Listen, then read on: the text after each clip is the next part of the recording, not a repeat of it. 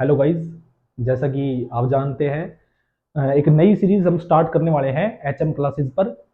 जो अभी आपका जो सीजीएल का एग्ज़ाम होने वाला है 2024 के अंदर, तो इसका जो पहले एग्ज़ाम हो चुका है ना 2023 के अंदर, उसकी है ना हम सारी शिफ्टों का एनालिसिस करेंगे और उसका सॉल्यूशन मैं आपको करवाऊंगा। ठीक है।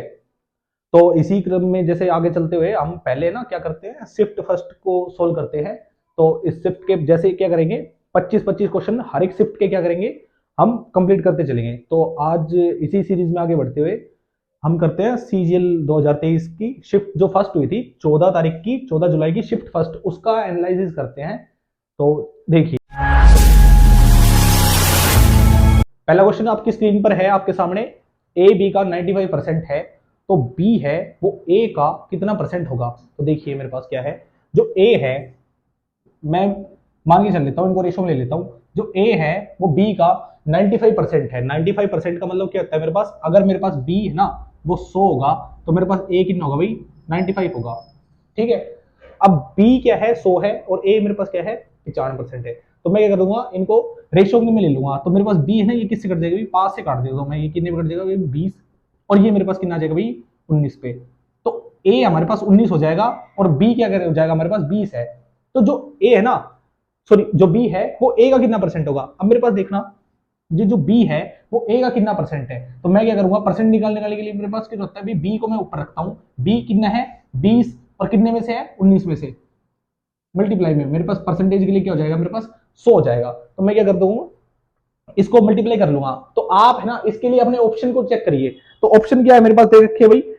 पहला ऑप्शन हमारे पास 110, 104, 108 और 105। सबसे पहले तो ये देखेंगे हमारे पास अप्रोक्सीमेट कितना आएगा, क्योंकि ये मेरे पास क्या है, इसको अप्रोक्सीमेट लिया जा सकता है। तो मेरे पास क्या आ रहा है भाई, अब मैं अप्रोक्सीमेट में लेके चलता हूं। जैसे मेरे पास कितना है, 100 मल्टीप्लाई 20 है। तो मैं देखिए, तो हमारे पास कितना आ जाएगा भाई, 2000 डिवाइड बाई 19 है मेरे पास। अब इसको है ना आपके ऑप्शन से देखिए, हमारे पास क्या है, मेरे पास क्या है देखिए, पहले 1 पे कटेगा, 19 वन जा 19, 19 से कम 19। तो मेरे पास कितना बचेगा, 10। तो 10 बचेगी हमारे पास। तो 10 19 पे तो जाएगा नहीं, तो इसके लिए हम क्या करेंगे, जीरो। तो एक 10 बच गई हमारे पास इधर, और एक जीरो और उतारूंगा मैं, तो मेरे पास क्या जाएगा, 100 जाएगा। 19 की टेबल में 100 तो आएगा नहीं, कहां तक जाएगा, 95 तक जाएगा। इसका मतलब क्या है, 95। तो ऑप्शन से आपको क्या पता लगेगा हमारे पास, जैसे कि आपको ऑप्शन आपके दिख रहे हैं, तो हमारे पास ऐसा कौन सा ऑप्शन है, 105 पॉइंट, सॉरी 105 बटे 5/19%, ये हमारे पास क्या हो जाएगा, आंसर हो जाएगा। तो क्या होता है हमारे पास, इसको है ना आप ऑप्शन से देख के कर सकते हो, क्या पूरा काटने की जरूरत नहीं है। 105 आ गया हमारे पास, इतने में क्या हो जाएगा आपका, आपको केवल क्या करना है, उस पर वहां पे क्लिक करना है। ठीक है भाई, आ रही है बात समझ में। ओके। जैसा भाई आपका क्वेश्चन नंबर सेकंड है आपकी स्क्रीन पर, सरसों का तेल का अंकित मूल्य है ना, वो क्या है, उसके क्रय मूल्य से 25% अधिक है। तो उसे अंकित मूल्य से कितने प्रतिशत कम पर बेचा जाना चाहिए, ताकि कोई लाभ न हो और कोई हानि ना हो, मतलब कि नो प्रॉफिट नो लॉस का केस है। देखिए सबसे पहले हमारे पास क्या है भाई, जो सरसों का तेल है ना, उसको क्या है भाई, 25% अधिक में बेचा है। मैं मान के चल लेता हूँ भाई, 100 रुपए उसकी वैल्यू है, और 25 बढ़ाकर क्या बेच दिया उसको, 125 में बेच दिया। तो अब कितने रुपए कम में बेचे, मतलब 100 रुपए की चीज है 125 में बेच दी, तो अब 125 हो गई उसकी वैल्यू। तो कितना कम करे कि उसकी क्या हो जाए हमारे पास, नो प्रॉफिट नो लॉस। तो हमारे पास देखो 25 बढ़ा रखा है, तो हमने क्या करना पड़ेगा, 25 रुपए ही कम करने पड़ेंगे। देखो भाई, 100 की चीज थी, 125 में बेच दी, अब 25 रुपए ही कम कर रहे हैं। पहले क्या था, 100 रुपए पे 25 रुपए बढ़ा दिए थे, 100 पे बढ़ाए थे। अब है ना 25 रुपए क्या कर रहे हैं भाई, कम कर रहे हैं। किस पे कर रहे हैं, 125 पे कम कर रहे हैं, 125 पे कम कर रहे हैं, मल्टीप्लाई बाई 100। अब ये क्या हो गया हमारे पास, 25 पे कट गया, 25 पंजू 125, 1/5, 1/5 कितने पे कट गया हमारे पास, परसेंटेज के लिए 100 है, तो कितने पे कट गया, 20 पे। इसका मतलब क्या हमारे पास 20% उसको कम पे बेचा जाना चाहिए, ताकि हमारे पास क्या हो, कोई भी प्रॉफिट ना हो, कोई भी लॉस ना हो। ठीक है भाई। तो भाई क्वेश्चन नंबर अगला है आपके पास, क्या कह रहा है कि भाई एक कार्य को 25 दिनों में पूरा करता है, जबकि बी उसी कार्य को क्या करता है, 30 दिन में पूरा करता है। वे ए से शुरू करके एकांतर आधार पर कार्य करते हैं। ए और बी दोनों 5 दिनों के लिए इसी पैटर्न पर कार्य करते हैं, और फिर ए कार्य छोड़ देता है। शेष कार्य है ना जो बी, वो कितने दिनों में करेगा। देखो भाई इस क्वेश्चन में क्या होता है, हमारे पास दो बंदे हैं, एक तो है ए है, ये कितने दिनों में काम कर रहा है भाई, 25 दिनों में काम कर रहे हैं। और एक डी है, डी कितने दिनों में काम करके दे रहा है, 30 दिनों में काम करते हैं। सबसे पहले क्या कर देते हैं, इनका टोटल वर्क बना लेते हैं। टोटल वर्क क्या होगा भाई, इनका एल्शियम ले लेते हैं। एल्शियम कितना आएगा इसका, ये होगा हमारे पास 150 एल्शियम आ जाएगा 25 पे और ये 30 पे। तो 150 यूनिट काम 25 की एफिशिएंसी हमारे पास कितने पे कर देगा भाई, ये कितने पे कर देगा भाई, 5 पे कर देगा, सॉरी 6 पे कर देगा। और ये हमारे पास कितने पे कर देगा, 5 पे कर देगा। तो इसका मतलब कि ए की एफिशिएंसी कितनी आ गई, 6, और बी की एफिशिएंसी कितनी आ गई, 5। अब देखो टोटल 150 यूनिट काम है, ए 25 दिनों में पूरा काम करता है, इसका मतलब क्या करता है, एक दिन में 6 यूनिट काम करता है। बी कंप्लीट काम 30 दिनों में करता है, और कंप्लीट काम कितना हमारे पास 150 यूनिट काम है। तो अगर बी से करवाया जाए वो ही काम, तो हमारे पास एक दिन में कितनी यूनिट करेगा, 5 यूनिट काम करेगा। तो इससे हमारे पास क्या आ गया भाई, एक दिन में 6 यूनिट काम करता है, बी 5 यूनिट काम करता है। तो क्या कह रहा है, ए से स्टार्ट करके 5 दिनों तक हमारे पास कौन काम करते हैं, एक अंतर। एक अंतर का मतलब क्या हमारे पास, जो ए है पहले वो दिन काम करेगा, दोनों साथ में काम नहीं करेंगे, बी अगले दिन काम करेगा फिर ए काम करेगा। तो ऐसे क्या हुआ भाई, पहले दिन ए आया, कितने की एफिशिएंसी काम करता है भाई, एक ने एक दिन में कितना काम कर दिया, 6 यूनिट काम कर दिया। अगले दिन बी आया, इसने कितना काम कर दिया, 5 कर दिया। फिर अगले दिन 6 आया, फिर सॉरी 5, और फिर क्या है हमारे पास 6। तो देखो 1 2 3 4 5, तो 5 दिन हो गए हमारे पास कंप्लीट ए से स्टार्ट करके। ठीक है, ये क्वेश्चन में कही है उसने बात। 5 दिन के अंदर हमारे पास टोटल यूनिट काम कितना हो गया, 6 6 12 6 18 18 और 10 28 यूनिट काम हो गया। ठीक है भाई, 5 दिनों के अंदर उन्होंने कितना यूनिट काम कर लिया, 28 यूनिट काम कर लिया। हमारे पास टोटल काम कितना है भाई, टोटल काम कितना है मेरे पास, 150 यूनिट काम है, जिसमें से 28 यूनिट काम पूरा हो गया। तो अब मेरे पास बचा कितना भाई, 122 यूनिट काम बच गया। अब वो क्या कह रहा है भाई, जो 122 यूनिट काम बच गया ना, ए क्या कर गया, ए चला गया छोड़ करके सारा काम, भाई अपने से नहीं होगा, अपन क्या कर रहे हैं, जा रहे हैं। तो अब जो 122 यूनिट काम है ना, वो कौन करेगा, बी करेगा। बी एक दिन में कितना काम करता है, 5 काम करता है। तो 122 यूनिट काम कितने दिनों में कर देगा, सोल्व करते हैं, इसको मैं साफ कर देता हूं। यहां तक आ रहा है आपको समझ में। तो हमारे पास कितना यूनिट काम बच गया भाई, 122 यूनिट काम बच गया। और ये किससे करवाना है, बी से करवाना है, बी से करवाना है। तो हमारे पास कितने पे चला जाएगा भाई, पूरा तो कटेगा नहीं, 5 वन जा, ये आ गया 5 पे आ गया, फिर कितना बच गया 22। तो कितना बच गया हमारे पास, कितने पे कट गया, 5 चुक सॉरी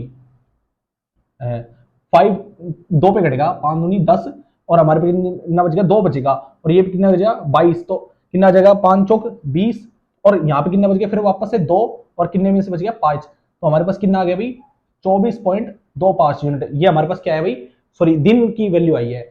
दिन की वैल्यू का मतलब क्या है हमारे पास, ये क्या है हमारे पास, मतलब इतने दिनों में काम कर देगा। आ रही है बात समझ में आपको, फिर से बताता हूं।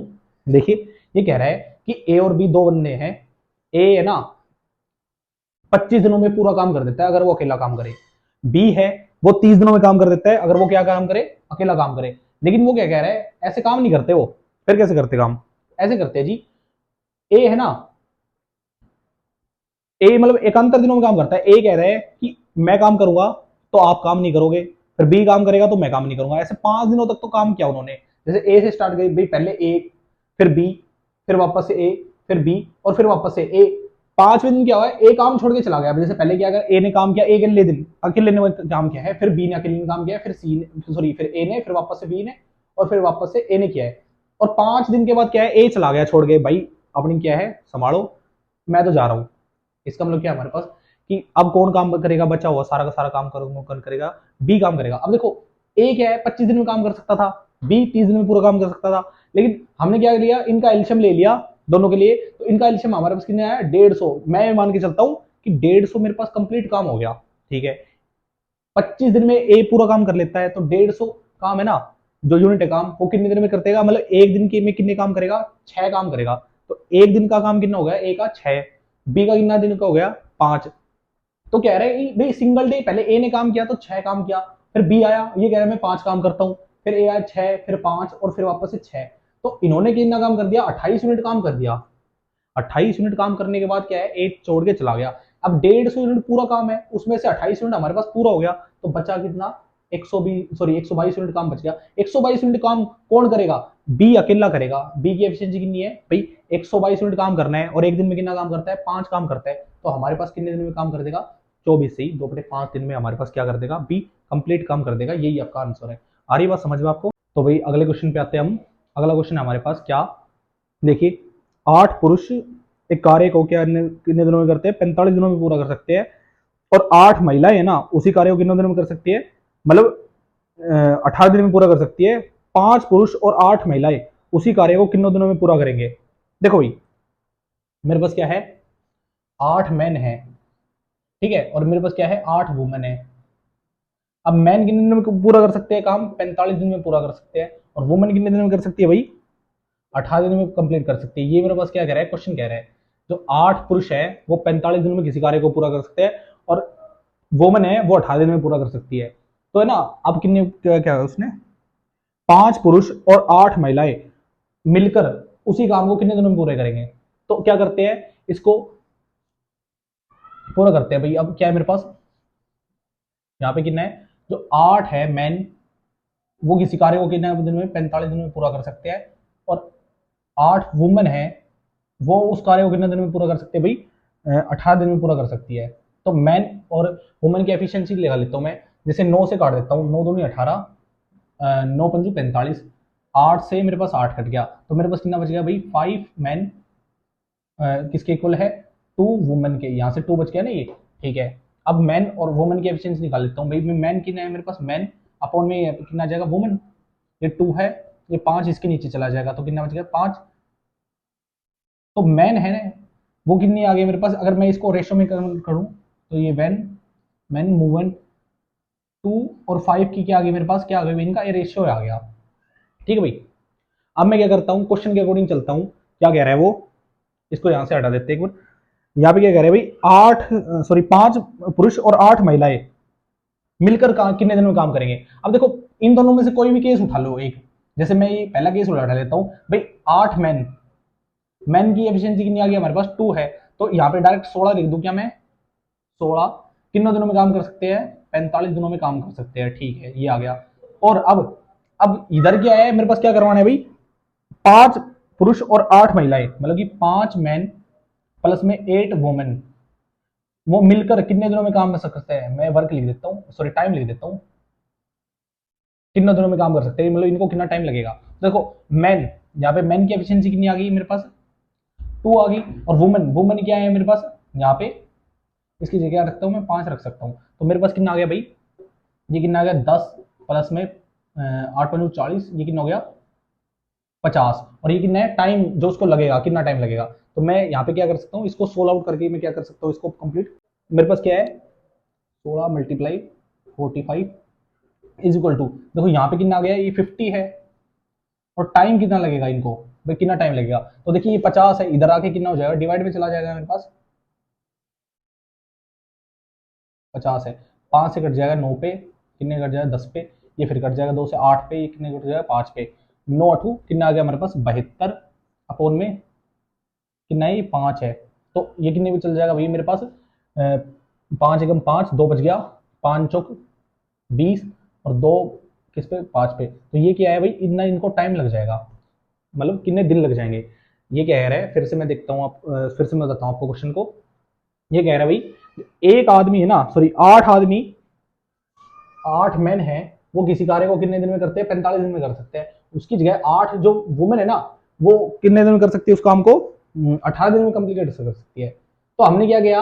एमडीएच वाले फॉर्मूले से इनको क्या करवा लिया भाई? ये करवा लिया। क्या मेरे पास 8 जो लड़कियां, जो आदमी है, वो 45 दिन में काम कर सकते हैं, और जो 8 वुमेन है, मतलब महिलाएं हैं, वो 18 दिन में काम कर सकते हैं, ठीक है भाई। इनकी एफिशिएंसी हमने सोल्व कर ली। क्या जो मैन है ना, वो 2, इसकी एफिशिएंसी कितनी आ रही है? 2, और वुमेन कितने हैं? 5 है। इसका मतलब क्या है? जैसे अगर आप, सॉरी क्या बोलते हैं, आदमी है ना, वो 2 यूनिट काम करता है ना, तो उसकी जगह सेम काम को जो महिला है वो 5 यूनिट एफिशिएंसी से करती है। मतलब जैसे कि आदमी अगर 2 काम करेगा तो महिला 5 काम करेगी, ठीक है भाई। इतनी बात होगी यहाँ तक। अब इसको रख देते सोल्व। देखिए भाई, ये 16 है, 16 मतलब कैसे रखा मैंने? 8 आदमी है, आदमी की एफिशिएंसी कितनी है? 2 आ गई। तो अब कितना यूनिट काम हो गया उनके पास? 16 यूनिट काम हो गया। वो कितने दिनों में कर रहा है 16 यूनिट काम? 45 दिन में 16 यूनिट काम चल रहा है, ठीक है। लेकिन यहाँ पे क्या है? इनकी वैल्यू रख देंगे हम, इनकी वैल्यू रख देंगे, तो हमारे पास कितना आ जाएगा? इनका टोटल जो काम है वो कितना आ जाएगा? 50 यूनिट काम आ जाएगा। लेकिन ये कितने दिनों में होगा? कितने दिनों में होगा? तो मल्टीप्लाई, यहाँ पे डेज है, लेकिन यहाँ पे क्या है हमारे पास? डेज नहीं था, यहाँ पे डेज था। मैं इसको इधर ले गया, इधर ले गया, तो मेरे पास कितना आ गया? कट पिट के 72/5 आ गया। तो इसका मतलब क्या है? जो पूछा क्या था इसमें? जो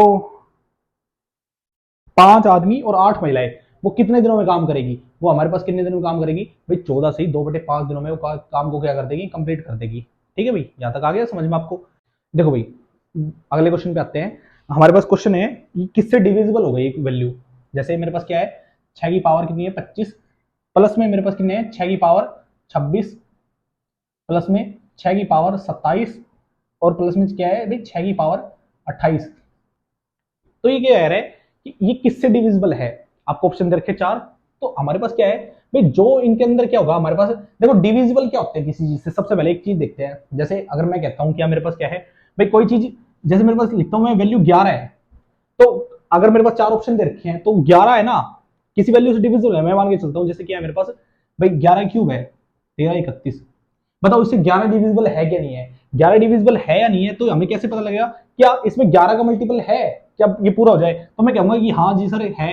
क्या 121 मल्टीप्लाई में 11 लिखते हैं ना हम, तो क्या करते हैं हमारे पास ये 11 से कर देंगे ना इसको, तो 11 से डिविजिबल हो जाएगा। इसका मतलब क्या है, देखो इस वैल्यू के अंदर 11 का मल्टीपल होना जरूरी था, तो ये 11 से डिविजिबल हो गया।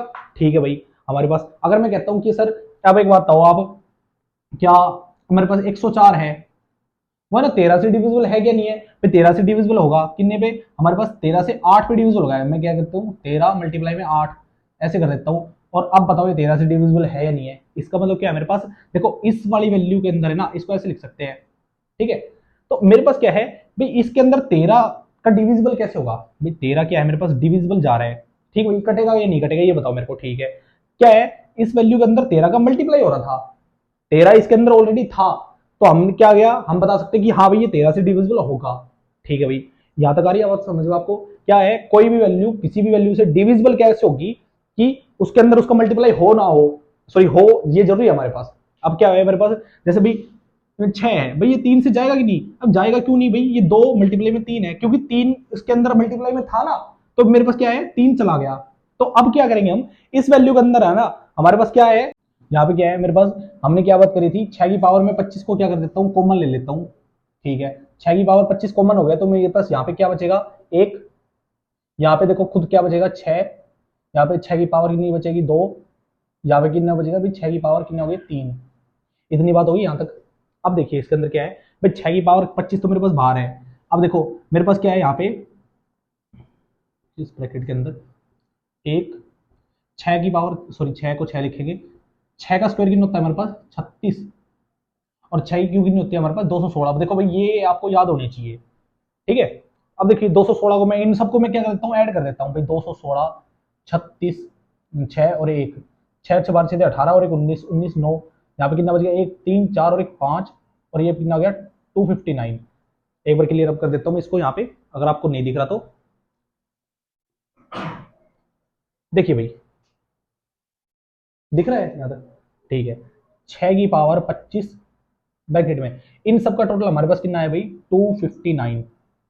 259 इसका मतलब क्या है, अब देखो 6 की पावर 25 से मेरे पास क्या मल्टीप्लाई हो रहा है 259 मल्टीप्लाई हो रहा है। अगर आप ऑप्शन को अपने गौर से देखिए, ये देखिए मेरे पास क्या हो रहा है, 6 की पावर 25 से 259 क्या हो रहा है, मल्टीप्लाई हो रहा है। इसका मतलब क्या है, ये एज इट इज ये वही वैल्यू है, अगर हम इसको तरीके से लिखेंगे तो इसका मतलब क्या है, यहाँ पे 259 मल्टीप्लाई हो रहा है। इसका मतलब क्या है, आपके ऑप्शन में क्या है भाई 259 जो है वो क्या हो रहा है भाई, यहां से इस पूरी वैल्यू से डिविजिबल होगा, बाकी ऑप्शन से नहीं होगा।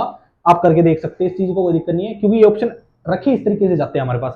ठीक है भाई, तो हमारे पास इसको निकालने का ये तरीका है, हमारे पास क्या है, इसको कॉमन ले लेंगे, जो भी हमारे पास बचेगा ना, ये हमारे पास क्या आएगा 259 जो हमारे पास बच गया, और ये हमारे पास क्या है इससे मल्टीप्लाई हो रहा है, इसका मतलब ये पूरी वैल्यू 259 से डिवाइड होगी। कहने का मतलब ये है कि अगर कोई भी वैल्यू किसी भी अनदर वैल्यू से क्या हो रही है हमारे पास, डिवाइड हो रही है, डिवाइड हो रही है, इसका मतलब क्या है, वो कहीं ना कहीं उसके मल्टीप्लाई के अंदर है। जैसे कि मैंने आपको अभी एग्जांपल लेके बताया था, क्या भाई, जैसे 343 था, मान के चलिए 343 है, क्या ये 7 से डिविजिबल है? अब 7 से डिविजिबल कैसे देखेंगे भाई, 7 का मल्टीप्लाई है या नहीं इस नंबर के अंदर, मैं क्या कहूंगा कि ये 7 से डिविजिबल है या नहीं। क्यों? क्योंकि इसके अंदर मैं क्या देखूंगा, अगर मैं क्या लिख सकता हूँ, ये 7 की क्यूब है 49 बाई 7 ये नंबर ऐसे है भाई, 7 से तो 7 कट जाएगा, तो मेरे पास क्या है, ये नंबर 7 से डिविजिबल है, सॉरी डिविजिबल है।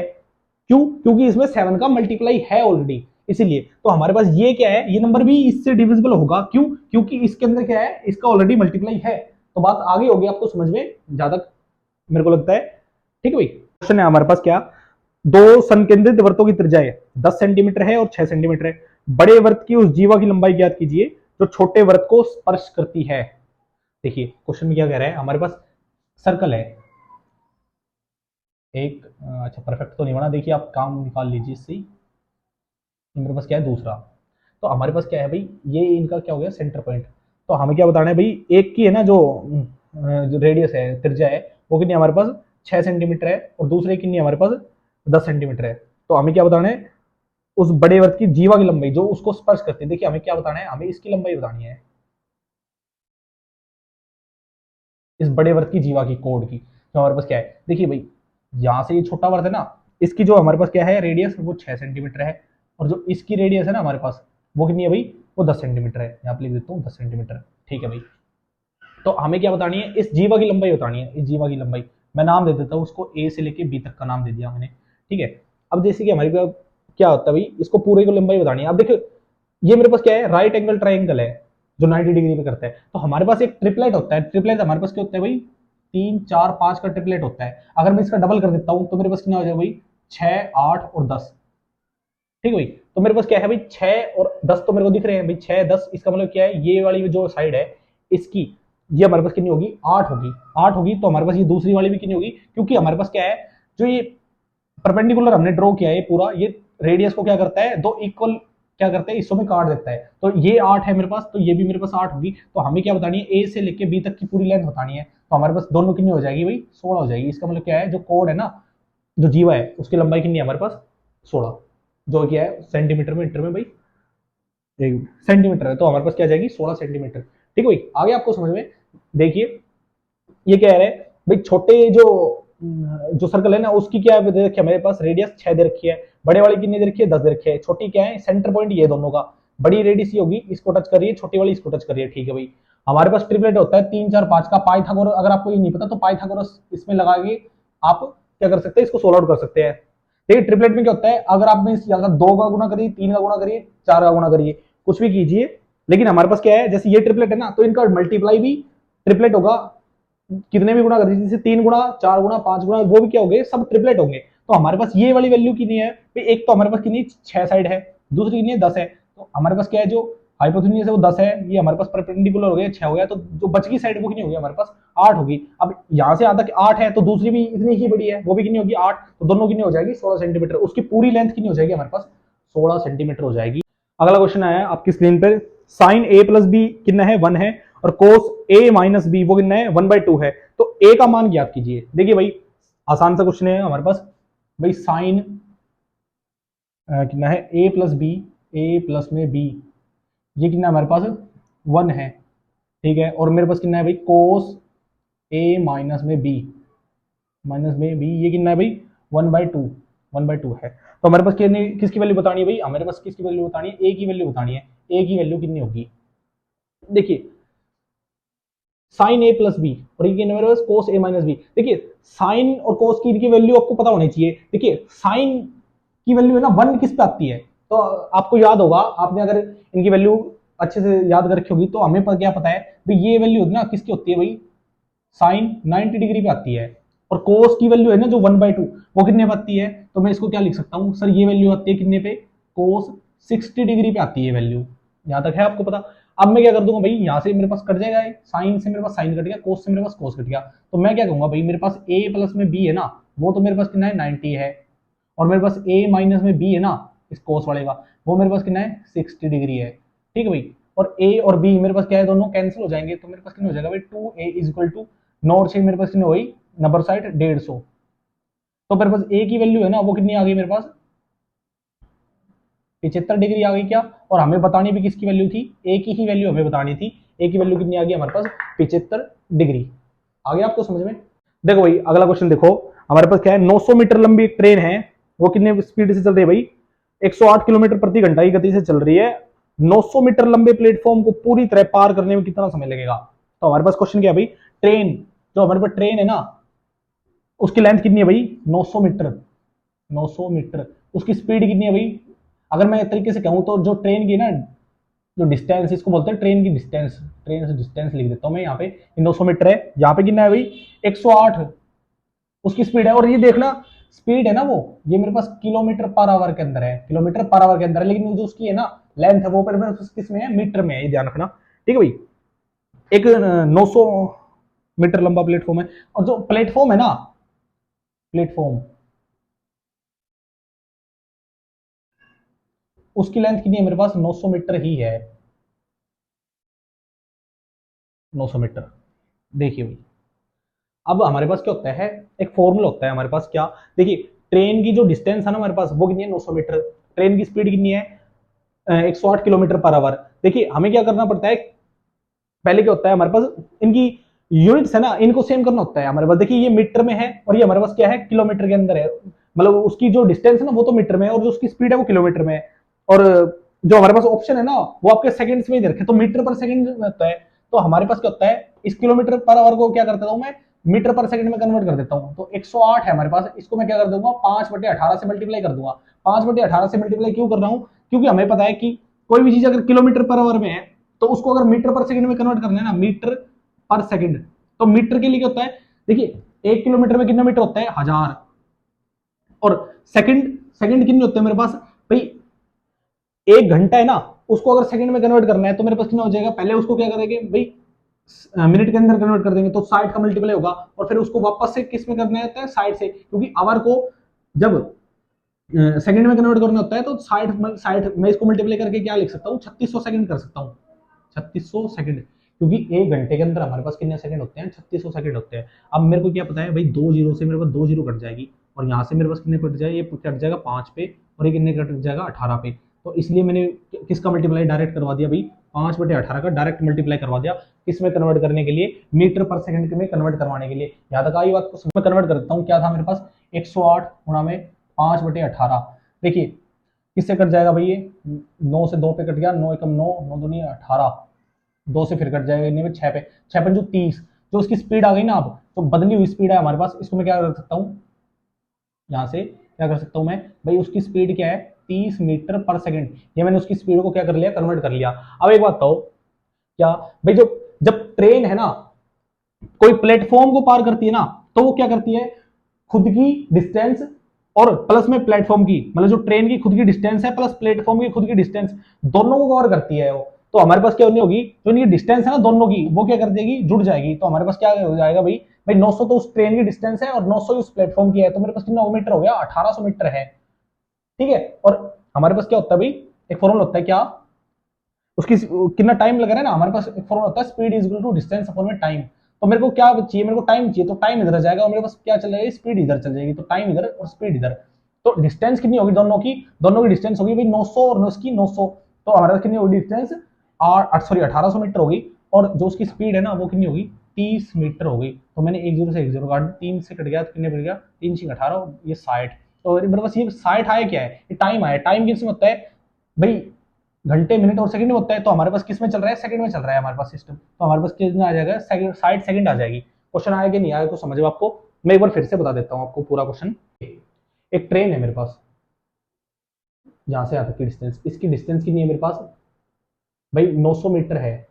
ठीक है, जब किसी ट्रेन है ना किसी चीज को पार करती है, जैसे किसी पोल को, किसी पेड़ को, किसी आदमी को, जब इन चीजों को पार करती है ना, तो ये क्या होता है, ट्रेन की डिस्टेंस के कंपैरिजन में नेग्लेक्टेड होते हैं। तो क्या करते हैं हम, ट्रेन की डिस्टेंस को ही कवर करते हैं। ठीक है, लेकिन जब ट्रेन है ना किसी प्लेटफॉर्म को पार करती है, किसी टनल को पार करती है, या कोई भी और चीज जो बड़ी हो, उसके क्या होता है हमारे पास, उसमें क्या होता है, तो ट्रेन है ना दोनों की डिस्टेंस को कवर अप करती है। एक तो उसको क्या करना है होता है, खुद की डिस्टेंस भी कवर करनी होती है, और जो जिस प्लेटफॉर्म को पार कर रही है, टनल को पार कर रही है, उसकी डिस्टेंस को भी कवर करना होता है। तो जब क्या होता है, जब ट्रेन के साथ क्या हो जाए, कोई प्लेटफॉर्म या टनल दोनों जुड़ जाए, तो हम क्या कर देते हैं, इन दोनों की डिस्टेंस को जोड़ लेते हैं दोनों को। अगर कोई आदमी है, कोई पेड़ है, या कोई खंबा है, कोई पोल है, तो इसमें क्या होता है, वो क्या होते हैं हमारे पास नेग्लेक्टेड होती है वो चीजें ट्रेन की डिस्टेंस के कंपेरिजन में। ठीक है, तो अब एक बात बताओ, मेरे पास इसकी जो वो थी स्पीड दे रखी थी, वो दे रखी थी 108 kilometre per hour. 108 kilometre per hour को है मैं कैसे भी करता हूँ भाई, 5/18 से मल्टीप्लाई करवा के मैंने क्या कर दिया, उसको मीटर पर सेकंड में कन्वर्ट करवा दिया। मीटर पर सेकंड में कन्वर्ट करवाने पर मेरी स्पीड कितनी आ गई, 30 मीटर पर सेकंड आ गई। ठीक है, अब एक बात बताओ मेरे को, भाई इसका टाइम स्पीड डिस्टेंस का फॉर्मूला क्या होता है हमारे पास, speed equal to distance upon में टाइम होता है। इन तीनों में से कोई भी दो चीज आपको दे रखी है, उससे तीसरी चीज निकाली जा सकती है। भाई हमारे पास कितने है, दोनों की डिस्टेंस कितनी होगी मिला करके, दोनों की डिस्टेंस मिला करके 1800 हो गई थी। तो ये क्या है मेरे पास, ये डिस्टेंस है।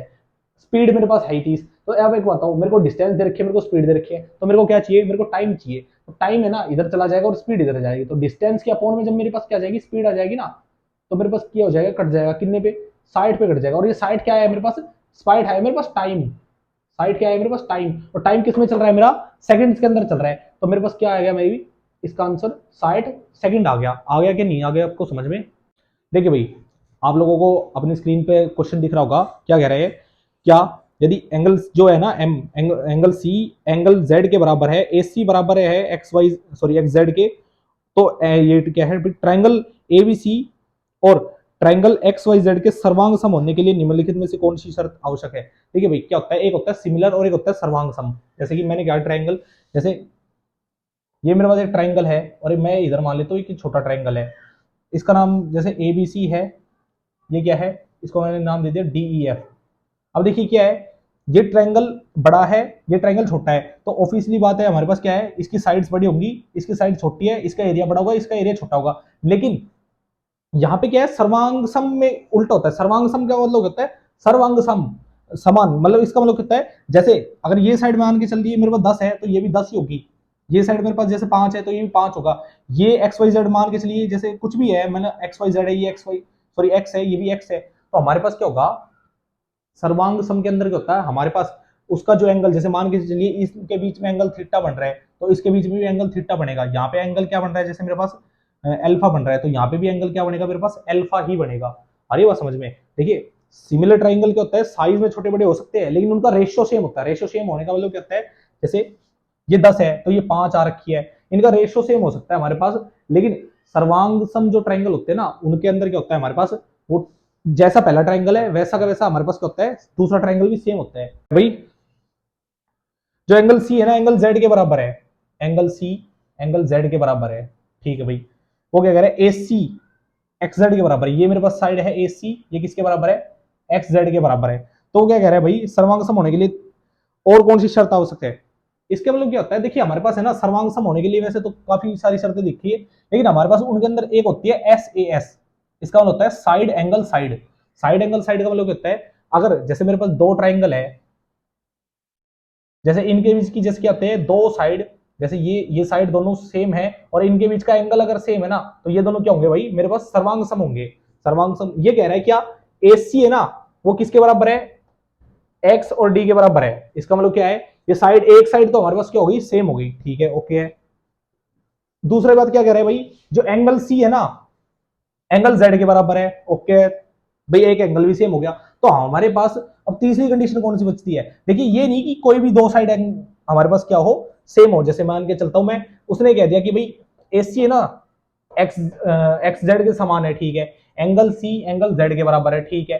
तो हमारे पास ये अब ये कहे ना एक्स वाई और ए बी, ये दोनों हमारे पास क्या होने चाहिए भाई, क्या होना चाहिए, सेम हो, तो क्या हो जाएगा, नहीं ऐसा नहीं होगा। क्यों, क्योंकि हमारे पास क्या होता है, कोई भी दो साइड दे रखी ना, जैसे मान चलता हूं कोई भी दो साइड, जैसे इन दोनों को साइड दे रखी ना, तो इनके बीच का ये एंगल सेम होना चाहिए, ठीक है। ये एंगल दे रखा है, ये साइड दे रखी है, तो हमारे पास क्या है, ये साइड भी हमारे पास क्या होनी चाहिए, सेम होनी चाहिए, तो ही हमारे पास क्या बनेगा, एस एस का लगेगा। ये नहीं कि जैसे एंगल यहाँ पे दे दिया, साइड ये दे दी और फिर तीसरी साइड ये दे दी, नहीं, दो साइड दे रखी है तो उनके बीच का एंगल, दो साइड दे रखी है तो उनके बीच का एंगल, तो मेरे पास क्या होना चाहिए। अब तीसरी कंडीशन में क्या कह रहा है कि मेरे पास कौन सी ऐसी कंडीशन है जिससे मेरे पास क्या हो जाए, ये सर्वांग सम प्रूव हो जाए, ठीक है भाई। अब देखो मेरे पास एंगल ए सी सेम है, angle x Z sorry angle नहीं साइड एक्स जेड हमारे पास क्या है, सेम है, ये दोनों साइड क्या है, सेम है, ठीक है भाई। एंगल जेड एंगल सी के बराबर है, ठीक है। तो हमारे पास जो तीसरी साइड है ना, सॉरी जो हमारे पास क्या है, ये सेकंड वाली साइड, ये दोनों की क्या होनी चाहिए, सेम होनी चाहिए, तो ये हमारे पास क्या होगा, ये दोनों एंगल सर्वांग सम होंगे। अब क्वेश्चन में पूछ रहे हैं कि कौन सी एंगल सॉरी कौन सी साइड हमारे पास क्या हो कि सर्वांग समता को प्रूव करे। इसका मतलब क्या है हमारे पास भाई, ये वाली देखिए यहाँ पे जो मैं मार्कर चला रहा हूँ, ये वाली साइड और इनके बीच का एंगल, ये दोनों क्या होने चाहिए, सेम। अब देखिए वो कह रहा है ये साइड तो ठीक है, एंगल भी क्या है, ठीक है, तो ये जो बीसी और ये जो वाई जेड है ना, ये हमारे पास क्या होनी चाहिए भाई, सेम होनी चाहिए। तो कौन सी कंडीशन प्रूव कर रहा है, आपका जो ऑप्शन नंबर 2 दे रखा है क्या, BC is equal to YZ, ये हमारे पास क्या है, ये सर्वांग समता को प्रूव करता है। तो हमारे पास क्या है, BC is equal to YZ, तो हमारे पास SAS वाली कंडीशन को फुलफिल कर रहा है। आगे बात समझ, आई होप आपको समझ में आ गया होगा। वैसे बस क्या है, जब मैं ट्राइंगल आपको पढ़ाऊंगा तो मैं पूरा है ना डिटेल में पढ़ा के चलूंगा, ठीक है भाई, यहाँ पे आपको समझ में आएगा, ठीक है भाई। अगला क्वेश्चन करते हैं सोल्व। देखिए आप लोगों की स्क्रीन पे आप लोगों को दिख रहा होगा क्या, दिए गए मानचित्र है उसके अंदर PA भी एक छेदक रेखा है और PT P से वृत्त की एक स्पर्श रेखा है। यदि PT 8 सेंटीमीटर है, PA 6 सेंटीमीटर है और AB क्या है हमारे पास x सेंटीमीटर है, तो x का मान बताइए।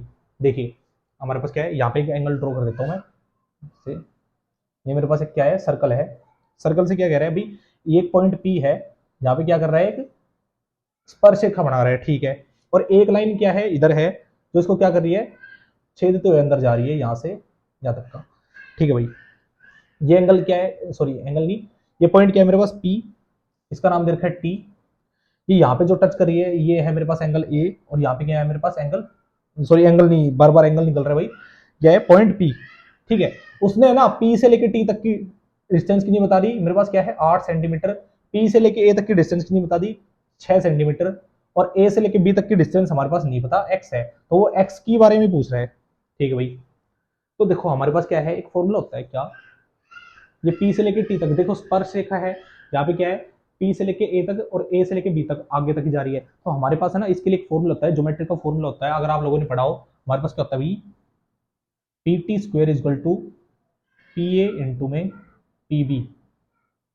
जैसे अब मेरे पास क्या है, PT, P से लेके T तक की वैल्यू मेरे पास दे रखी है, इसका मतलब क्या है मेरे पास ये 8, तो मैं क्या कर दूंगा 8 का square is equal to PA, P से लेके A तक, P से लेके A तक मेरे पास कितना दे रखा है 6 इंटू में PB, P से लेके B तक की डिस्टेंस, P से लेके B तक की डिस्टेंस, इसका मतलब क्या है 6 सेंटीमीटर प्लस में A से लेके B तक की, ये भी P से लेके B तक की डिस्टेंस कितनी है हमारे पास PB, PB की वैल्यू कितनी है भाई 6 प्लस में x, क्योंकि ये कंप्लीट है PB, PA प्लस AB मिलाकर के होती है हमारे पास PB होती है। तो ये मेरे पास क्या है भाई, ये मल्टीप्लाई का निशान हो गया हमारे पास, ठीक है। तो देखो 8 का स्क्वायर, 8 का स्क्वायर कितना है मेरे पास 64, 6, एक बार इसको मैं क्या कर देता हूँ, सोल्व कर लेता हूँ मैं, 6 से गया तो 36 प्लस में मेरे पास क्या होगा 6x, यहां तक आ रही है बस समझ में। अब ये क्या है, इधर चला जाएगा, इधर चला जाएगा तो मेरे पास कितना हो जाएगा भाई 64 माइनस में 36 बराबर मेरे पास कितना होगा 6x हो गया। 64 में से 36 चला गया तो हमारे पास कितना बच भाई, 30 में 34, 34 में 6 और चला गया तो मेरे पास कितना हो गया भाई, ये कितना हो गया भाई 28 इक्वल टू मेरे पास कितना आ गया 6x। तो मेरे पास क्या है, इधर इधर x की वैल्यू कितनी आ गई मेरे पास 28 अपॉन में 6, ये काटते इसको काट कितने पे कट जाएगा ये भाई 2 पे कट जाएगा तो 14, और ये कितने पर जाएगा 3। तो मेरे पास जो x की वैल्यू जो आई ना, इसकी वैल्यू हमारे पास कितनी होगी 14/3, ये मेरे पास क्या आएगी x की वैल्यू होगी। आई होप आप, चलिए भाई अगले क्वेश्चन पे आते हैं।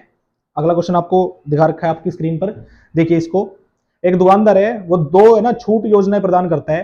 पहली क्या करता है भाई, हमारे पास 3 खरीदे 4 मुफ्त पाए, ठीक है।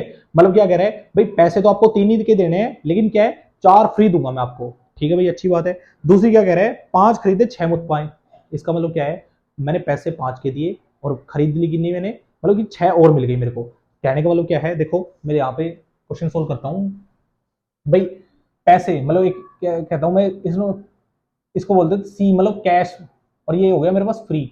अब एक बताओ पहले क्वेश्चन में क्या कह रहा है, उसने 3 खरीदी 4 फ्री मिल गई, ठीक है भाई, ये होगी पहली योजना। दूसरी में क्या कह रहा है भाई, 5 खरीदी है और 6 फ्री मिली है, इतनी बात होगी, ठीक है। अब देखना इनको क्या करते हैं भाई, देखो 3 उसने खरीदी है, 4 उसको फ्री मिली है, देखो कितनी फ्री मिली है उसको 4, 4 फ्री मिल गई कितने पर, देखो 3 खरीदी 4 फ्री मिली, टोटल कितनी होगी 7, ठीक है भाई। दूसरा क्या है मेरे पास 6 उसको क्या है भाई फ्री मिल गई, 6 कितनी मिल गई फ्री मिल गई कितने पर 11 पर। इसको कंपेयर कैसे करेंगे, देखिए अब 4/7 है, ये मेरे पास क्या है 6/11 है, 6/11 इसको लेकर मेरे पास क्या हो गया, कंपेयर करना सर थोड़ा डिफिकल्ट हो रहा है, क्या करें, तो इसको क्या करने परसेंटेज में कर लेंगे, मतलब इसको क्या कर देंगे भाई 100 से मैं मल्टीप्लाई कर दूंगा, 100 से मल्टीप्लाई कर देंगे तो मेरे पास क्या निकल जाएगा, एक अच्छा खासा अमाउंट निकल जाएगा, मतलब क्या निकल रहा है मेरे पास। तो देखो भाई इसको सोल्व कर लेंगे, ये मेरे पास कितना हो गया भाई 400/7, और ये मेरे पास कितना आ गया 600/11। अब इसको सोल्व करते हैं तो भाई 7 6 42, तो ये उस पर चलेगा, 7 पंजू 35, 5 बच गया 50, और 7 7 49, 59 पॉइंट कुछ आ गया। ठीक है भाई, 59 पॉइंट कुछ परसेंटेज आ गया। देखिए हमें एग्जैक्ट नहीं निकालना, हमें क्या करना है, एग्जाम के अंदर क्वेश्चन जल्दी जल्दी सोल्व करने हैं। क्यों? क्योंकि आपको ऑप्शन मिलेगी, ये नहीं कि भाई स्कूल कॉलेज का एग्जाम नहीं है कि आप एक्यूरेट आंसर निकालोगे, नहीं। जो पहले जिसने बंदे ने कर दिया वो क्या है, आगे निकल गया। तो ऑप्शन का भी सहारा लेना बहुत जरूरी है यहाँ पे। और एक दूसरा मेरे पास क्या है, 600 अपॉन में 11, तो 11 गया भाई 5 से देंगे तो ये भी आ गया 55, 5 बच गया 55, 50 के आसपास वापस बचेगा, लेकिन ये 50 के आसपास नहीं जाएगा, तो क्या किस पे जाएगा भाई, 44 पे जाएगा। 54 पॉइंट कुछ मेरे पास क्या हो गया, परसेंटेज आएगा। अब एक बात देखो, मेरे को क्या दिख रहा है, सीधा सीधा डिस्काउंट, ये तो क्या है 54 पॉइंट कुछ है, और ये मेरे पास क्या है भाई 57 पॉइंट कुछ। तो डिस्काउंट मेरे को किसका ज्यादा दिख रहा है, किसका, इस वाले का। जो पहली योजना है ना भाई, 3 की खरीद पे 4 फ्री, तो मेरे को डिस्काउंट किसका दिख रहा है भाई, फालतू 57 का दिख रहा है। किसके कंपैरिजन में, 54 के कंपैरिजन में। तो हमारे पास क्या पूछ रहा है वो क्वेश्चन में, कि किसकी जो वो है भाई योजना में ज्यादा डिस्काउंट मिलेगा मेरे को। तो हमारे पास क्या ऑप्शन क्या आएगा भाई, ए, जो पहली योजना है ना हमारे पास, वो उसमें क्या होगा हमारे पास, उसके अंदर हमारे पास क्या होगा भाई, डिस्काउंट ज्यादा मिलेगा हमें, किसके कंपैरिजन में, बी वाले के कंपैरिजन में। ठीक है भाई, आपको आ गया होगा क्वेश्चन समझ में, कुछ नहीं करना इसमें, क्या करना है भाई, भाई ये है हमारे पास, भाई वो क्या कर रहा है, वो 4 फ्री दे रहा है, 3 खरीदी भाई, टोटल कितनी होगी, 7 होगी भाई, 7 आइटम हो गए, उस पर 4 फ्री मिल गए। ठीक है भाई, मेरे पास क्या है, 6 फ्री मिले हैं, कितने पर, टोटल पे 11 पे। अब कंपेयर करना मुश्किल हो रहा है, तो क्या करें भाई, दोनों को क्या करते हैं, परसेंटेज के हिसाब से निकाल देते हैं भाई, 100 में से कितना। तो मेरे पास क्या है, इसका डिस्काउंट क्या हो गया, मेरे पास ज्यादा मिल रहा है। एक तो कह रहा है भाई मैं आपको ज्यादा डिस्काउंट दूंगा, एक कह रहा है भाई कम डिस्काउंट देंगे, तो फायदा किसमें, इस वाले में। ठीक है भाई, आ रहे क्वेश्चन समझ में आपको। ठीक है, अगला क्वेश्चन पे आते हैं भाई, देखना हमारे पास क्या है, इंटरेस्ट का क्वेश्चन है। क्या कह रहे हैं भाई, 10,000 पर 4% प्रति वर्ष की साधारण ब्याज पर उतना ही ब्याज मिलेगा जितना 8,000 पर 4 वर्षों में 5% साधारण ब्याज पर मिलता है। इसका क्या मतलब भाई, ये कह रहे हैं कि 8,000 रुपए है मेरे पास, भाई मेरे पास कितने हैं, 8,000 रुपए हैं। ठीक है, क्या क्या कह रहे हैं भाई, 4 साल का टाइम है और 5% रेट है। तो मेरे पास सिंपल इंटरेस्ट का फॉर्मूला क्या होता है मेरे पास, पी आर टी अपॉन में 100, प्रिंसिपल रेट टाइम अपॉन में 100, और ये सिंपल इंटरेस्ट। तो मेरे पास प्रिंसिपल कितना है, मतलब कि जितना रुपए मैंने ब्याज पे दिया है 8,000 रुपए है, रेट कितना ले रहा है भाई, वो कितना रेट की बात कर रहा है, 5% रेट की बात कर रहा है, कितने साल के लिए, 4 साल के लिए, अपॉन में 100। तो ब्याज कितना हो जाएगा इसका, 2 जीरो से 2 जीरो कट जाएगी, 8 पंजू 40 गुणा में 4, 4 चौक 16, 160, और ये क्या है, 1 जीरो, ये हो गई। तो 1,600 रुपए हमारे पास क्या हो जाएगा, ब्याज लग जाएगा। अब ये कह रहा है कि हमारे पास ये तो ब्याज हो गया भाई, 8,000 रुपए पर 4 साल के लिए 5% रेट, इंटरेस्ट रेट पर हमारे पास कितना ब्याज हो गया, 1,600 रुपए ब्याज हो गया हमारे पास। ठीक है भाई, अब दूसरा क्या कह रहा है बंदा, ठीक है भैया इतनी बात होगी, 1,600 रुपए आपका ब्याज था वो हो गया, लेकिन ये कह रहा है कि भैया मैं ना, मेरा भी ब्याज कितना होगा भाई, 1,600 रुपए होगा। ठीक है, लेकिन मेरा है ना कितने रुपए पे होगा, 10,000 रुपए पे होगा। ठीक है, अच्छा जी, और क्या कह रहा है भाई, मैं ना इंटरेस्ट दे रहा हूं कितना, 4%, तो मेरे को टाइम कितना लग जाएगा इसी 1,600 रुपए को कमाने के लिए। इसका मतलब क्या कह रहा है, इसका मतलब देखो भाई 8,000 रुपए है, टाइम 4 साल का है, और सॉरी टाइम कितना है मेरे पास, 4 साल का ही है, और क्या है भाई 5% उसकी रेट है। ठीक है भाई, तो मेरे पास ब्याज कितना हो गया, 1,600 रुपए ब्याज हो गया। ठीक है भाई, दूसरा बंदा क्या कह रहा है, भैया मेरा भी ब्याज कितना हुआ है, 1,600 रुपए ही हुआ है। ठीक है, लेकिन मेरे पास कितने रुपए पे हुआ है, 10,000 रुपए पे हुआ है। इसका मतलब क्या है, 10,000 रुपए पे आपने तो 8,000 रुपए में क्या करवा लिया, 1,600 रुपए ब्याज कमा लिया। ठीक है, मैंने कमाया 10,000 पे 1,600 रुपए। ठीक है भैया, ओके, लेकिन ये कह रहा है भाई आपने कितना इंटरेस्ट लिया था, 5% का इंटरेस्ट लिया था, मैं कितने का ले रहा हूँ, 4% का इंटरेस्ट ले रहा हूँ। तो मेरे को है ना 1,600 रुपए कमाने के लिए कितने साल लग जाएंगे, देखते हैं भाई। अब देखो 1,600 रुपए का मेरे पास क्या गया, अब सेकंड कंडीशन पे के हिसाब से देखता हूं मैं, ऐसा ही। तो मेरे पास क्या है भाई, उसने ब्याज पहले दे दिया, ब्याज कितना दे दिया, 1,600 रुपए दे दिया। ठीक है, अब ये 100 इधर चला जाएगा तो मल्टीप्लाई में आ जाएगा, मल्टीप्लाई बाई 100। इस बार ये क्या है, पी आर टी, मतलब मैं इधर लिख देता हूँ क्या, प्रिंसिपल रेट और टाइम। प्रिंसिपल प्रिंसिपल इस बार कितना है मेरे पास, 10,000 रुपए, 10,000 रुपए मल्टीप्लाई बाई मेरे पास रेट, रेट कितनी है, 4% की रेट है। ठीक है, और टाइम, टाइम कितना लग जाएगा मेरे को, टाइम मेरे को नहीं पता कितना लग जाएगा, तो टाइम हमें क्या करना है, कैलकुलेट करना है टाइम को। ठीक है भाई, इतनी बात होगी। अब देखो 2 zero 2 zero 2 zero 2 zero cut गया मेरे पास, और कितना हो गया, 4 से कितने पे कट गया, 16 पे कट गया। इसका मतलब जो टाइम आया है वो मेरे पास कितना आ जाएगा, टाइम कितना आ गया मेरे पास, 4 साल। इसका मतलब क्या है भाई, इसको है ना 4% रेट से 4 साल तक क्या देना पड़ेगा, ब्याज देना पड़ेगा ना, तो 10,000 पे 1600 रुपए लगेगा। लेकिन इसने क्या है 8,000 पे क्या कर लिया, 5% के हिसाब से ब्याज लिया, लेकिन इसका भी टाइम सेम था। इसका मतलब हमारे पास कितना आंसर आ गया, हमारे पास टाइम निकालना था कि भैया दूसरी बार मैं क्या करूंगा 10,000 पर ब्याज दूंगा ना, लेकिन 4% पे दूंगा, तो मेरे पास कितना टाइम लग जाएगा भैया, वो 4 साल टाइम लग जाएगा आपको। आ गया क्वेश्चन समझ में आपको? देखिए भाई अगला क्वेश्चन क्या कहता है हमारे पास, एक पुरुष, एक लड़का, एक महिला एक कार्य को क्रम से कितने दिन में कर सकते हैं, 10, 15, 30 दिन में पूरा कर सकते हैं। एक पुरुष, एक महिला और एक लड़के द्वारा कार्य को कितने दिनों में पूरा किया जा सकता है यदि वे सभी क्या करें, एक साथ काम करने लग जाएं। इसका मतलब क्या कह रहे हैं भाई, ये क्वेश्चन में क्या कह रहे हैं मेरे पास कि भैया एक लड़का है, मतलब एक पुरुष है, एक लड़का है, एक महिला है, वो कितने दिन में काम कर सकते हैं। जैसे कि मैं कहता हूं भाई एक मैन, एक क्या है दूसरा बॉय, और एक क्या है वुमन, ठीक है, वो कितने दिन में काम कर सकता है भाई। एक अकेला आदमी कितने दिन में काम कर देगा, 10 दिन में काम कर देगा कंप्लीट। लड़का कितने दिन में कर देगा अभी, वो कह रहा है मैं 15 दिन में कर दूंगा। एक महिला कितने दिन में कर देगी, 30 दिन में कर देगी। अब वो कह रहा है कि भैया आप सिंगल सिंगल काम करोगे ना, एक आदमी काम करेगा 10 दिन ले लेगा, लड़का काम करेगा 15 दिन ले लेगा, और लेडीज काम करेगी तो कितने दिन ले लेगी, 30 दिन ले लेगी। एक काम करो आप सारे के सारे एक साथ साथ में लग जाओ और कितने दिन में काम कर दोगे ये बताओ।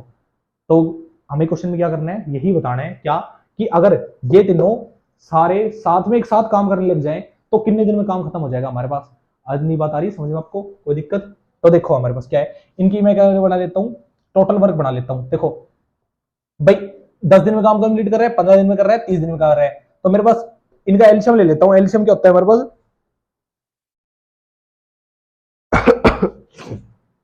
मैं क्या करता हूं भाई, इनका एल्शियम ले लेता हूं ताकि क्या हमारे पास ये तीनों एक ऐसी वैल्यू हमारे पास जिनमें क्या कर जाए, इन तीनों का भाग चला जाए। तो मेरे पास क्या है भाई, देखो इनका एल्शियम क्या आएगा हमारे पास, 30 ही आएगा। क्यों देखना, मेरे पास अगर एक लेडीज 30 दिन में काम करेगी, मतलब 30 दिन में कंप्लीट काम करेगी, तो 30 काम करने में उसको कितना दिन लग जाएगा, एक दिन लग जाएगा। एक आदमी है वो एक दिन में कितनी यूनिट काम करता है, 15 यूनिट काम करता है, तो 30 यूनिट है ना, कितने दिन में कर देगा वो कह रहा है कि भाई मैं 2 दिन में कर दूंगा, ठीक है भाई। और जो आदमी है वो एक दिन में कितनी यूनिट कर देता है, 10 दिन, सॉरी 10 दिन लेता है, मतलब कि 10 दिन में कंप्लीट कर देता है, लेकिन उसको 30 मिनट काम करने में कितने दिन चाहिए भाई, वो कह रहा है कि अपने को कितने चाहिए, 3 चाहिए। जैसे भाई मैं 10 दिन लेता हूं, मान के चलो मैंने कितने दिन लिए, 10 दिन लिए, तो मेरे को 30 मिनट काम करने भाई। एक दिन में क्या कर रहे हैं, मान के चलो 10 दिन ले रहे हैं, तो 30 में कितने हो गए हमारे पास, 30, 15, ये क्या कर रहे हैं 15 के हिसाब से कर रहा है, तो 30 में कितने हो जाएगा हमारे पास 2, और ये क्या है भाई 30, तो हमारा भाई ये क्या आ गई, एफिशिएंसी आ गई इनकी एफिशिएंसी। मतलब अगर एक महिला एक काम करेगी डेली तो 30 दिन में 30 काम, एक लड़का है वो एक दिन में 2 काम करता है तो 15 दिन में 30 काम करेगा। तीसरा क्या हमारे पास, एक आदमी है वो एक दिन में 3 काम करता है तो 10 दिन में 3 काम कर देगा पूरे, ठीक है भाई। ये इनकी सिंगल सिंगल लेगी एफिशिएंसी आ गई। अब हमारे पास क्या करना है, टोटल बताना है भाई। एक आदमी की एफिशिएंसी कितनी है, 3, वुमन लड़के की कितनी है, 2, और कितनी है भाई मेरे पास वुमन की कितनी है, 1 है। तो इनका टोटल कितना हो जाएगा हमारे पास, 3, 2, 5 और 1, 6, 6 की एफिशिएंसी काम करेंगे। अब क्या है भाई, एक आदमी 3 यूनिट काम करेगा, लड़का 2 यूनिट काम करेगा, वुमन 1 यूनिट काम करेगी। तो काम करो भाई सारे इकट्ठे लग जाओ, तो कितने यूनिट काम कर दोगे आप, 6 यूनिट काम कर दोगे। अब 6 यूनिट काम करवाना है मेरे पास, ये कितने दिन में, एक दिन में कर रहा है 6 यूनिट काम। अब मेरे पास टोटल काम कितना है, 30 यूनिट काम है मेरे पास। कितना यूनिट काम है, 30 यूनिट काम है, और 6 यूनिट काम एक दिन में हो रहा है। तो मेरे पास टोटल काम कितने में हो जाएगा भाई, कितने दिन में हो जाएगा मेरे पास, 6×5 = 30। इसका मतलब क्या है, वो सारे के सारे अगर बंदे काम करेंगे ना तो 5 दिन में क्या कर देंगे, उस कंप्लीट काम को करके रख देंगे। इतनी बात आ रही है समझ में आपको? फिर से बताता हूँ, मेरे पास क्या है भाई, एक आदमी क्या है वो कह रहा है कि 10 दिन में काम करता है जी पूरा, ठीक है भाई, अकेला करेगा तो। वो कह रहा है अकेला लड़का 15 दिन में काम करेगा, ठीक है भैया। अकेली वुमन काम करेगी तो 30 दिन में कर देगी, ठीक है भाई। इनकी एफिशिएंसी मान के मैंने कैसी वैल्यू वैल्यू मान ली, यहाँ पे कितना आएगा भाई, 30 आएगा, इनका एल्शियम मान लिया, ठीक है भाई। अब एक बताओ, इनकी एफिशिएंसी हमारे पास क्या है, ये मेरे पास क्या हो गया, इस को 10 से करूंगा मैं तो मैं 3 आ जाएगा, 15 से करूंगा तो 2 आ जाएगा, 30 से करूंगा तो 1 ही आ जाएगा, क्योंकि डिविजिबल है हमारे पास। अब देखो हमारे पास क्या है भाई, वो कहता है क्या, 30 यूनिट पूरा काम है, ठीक है।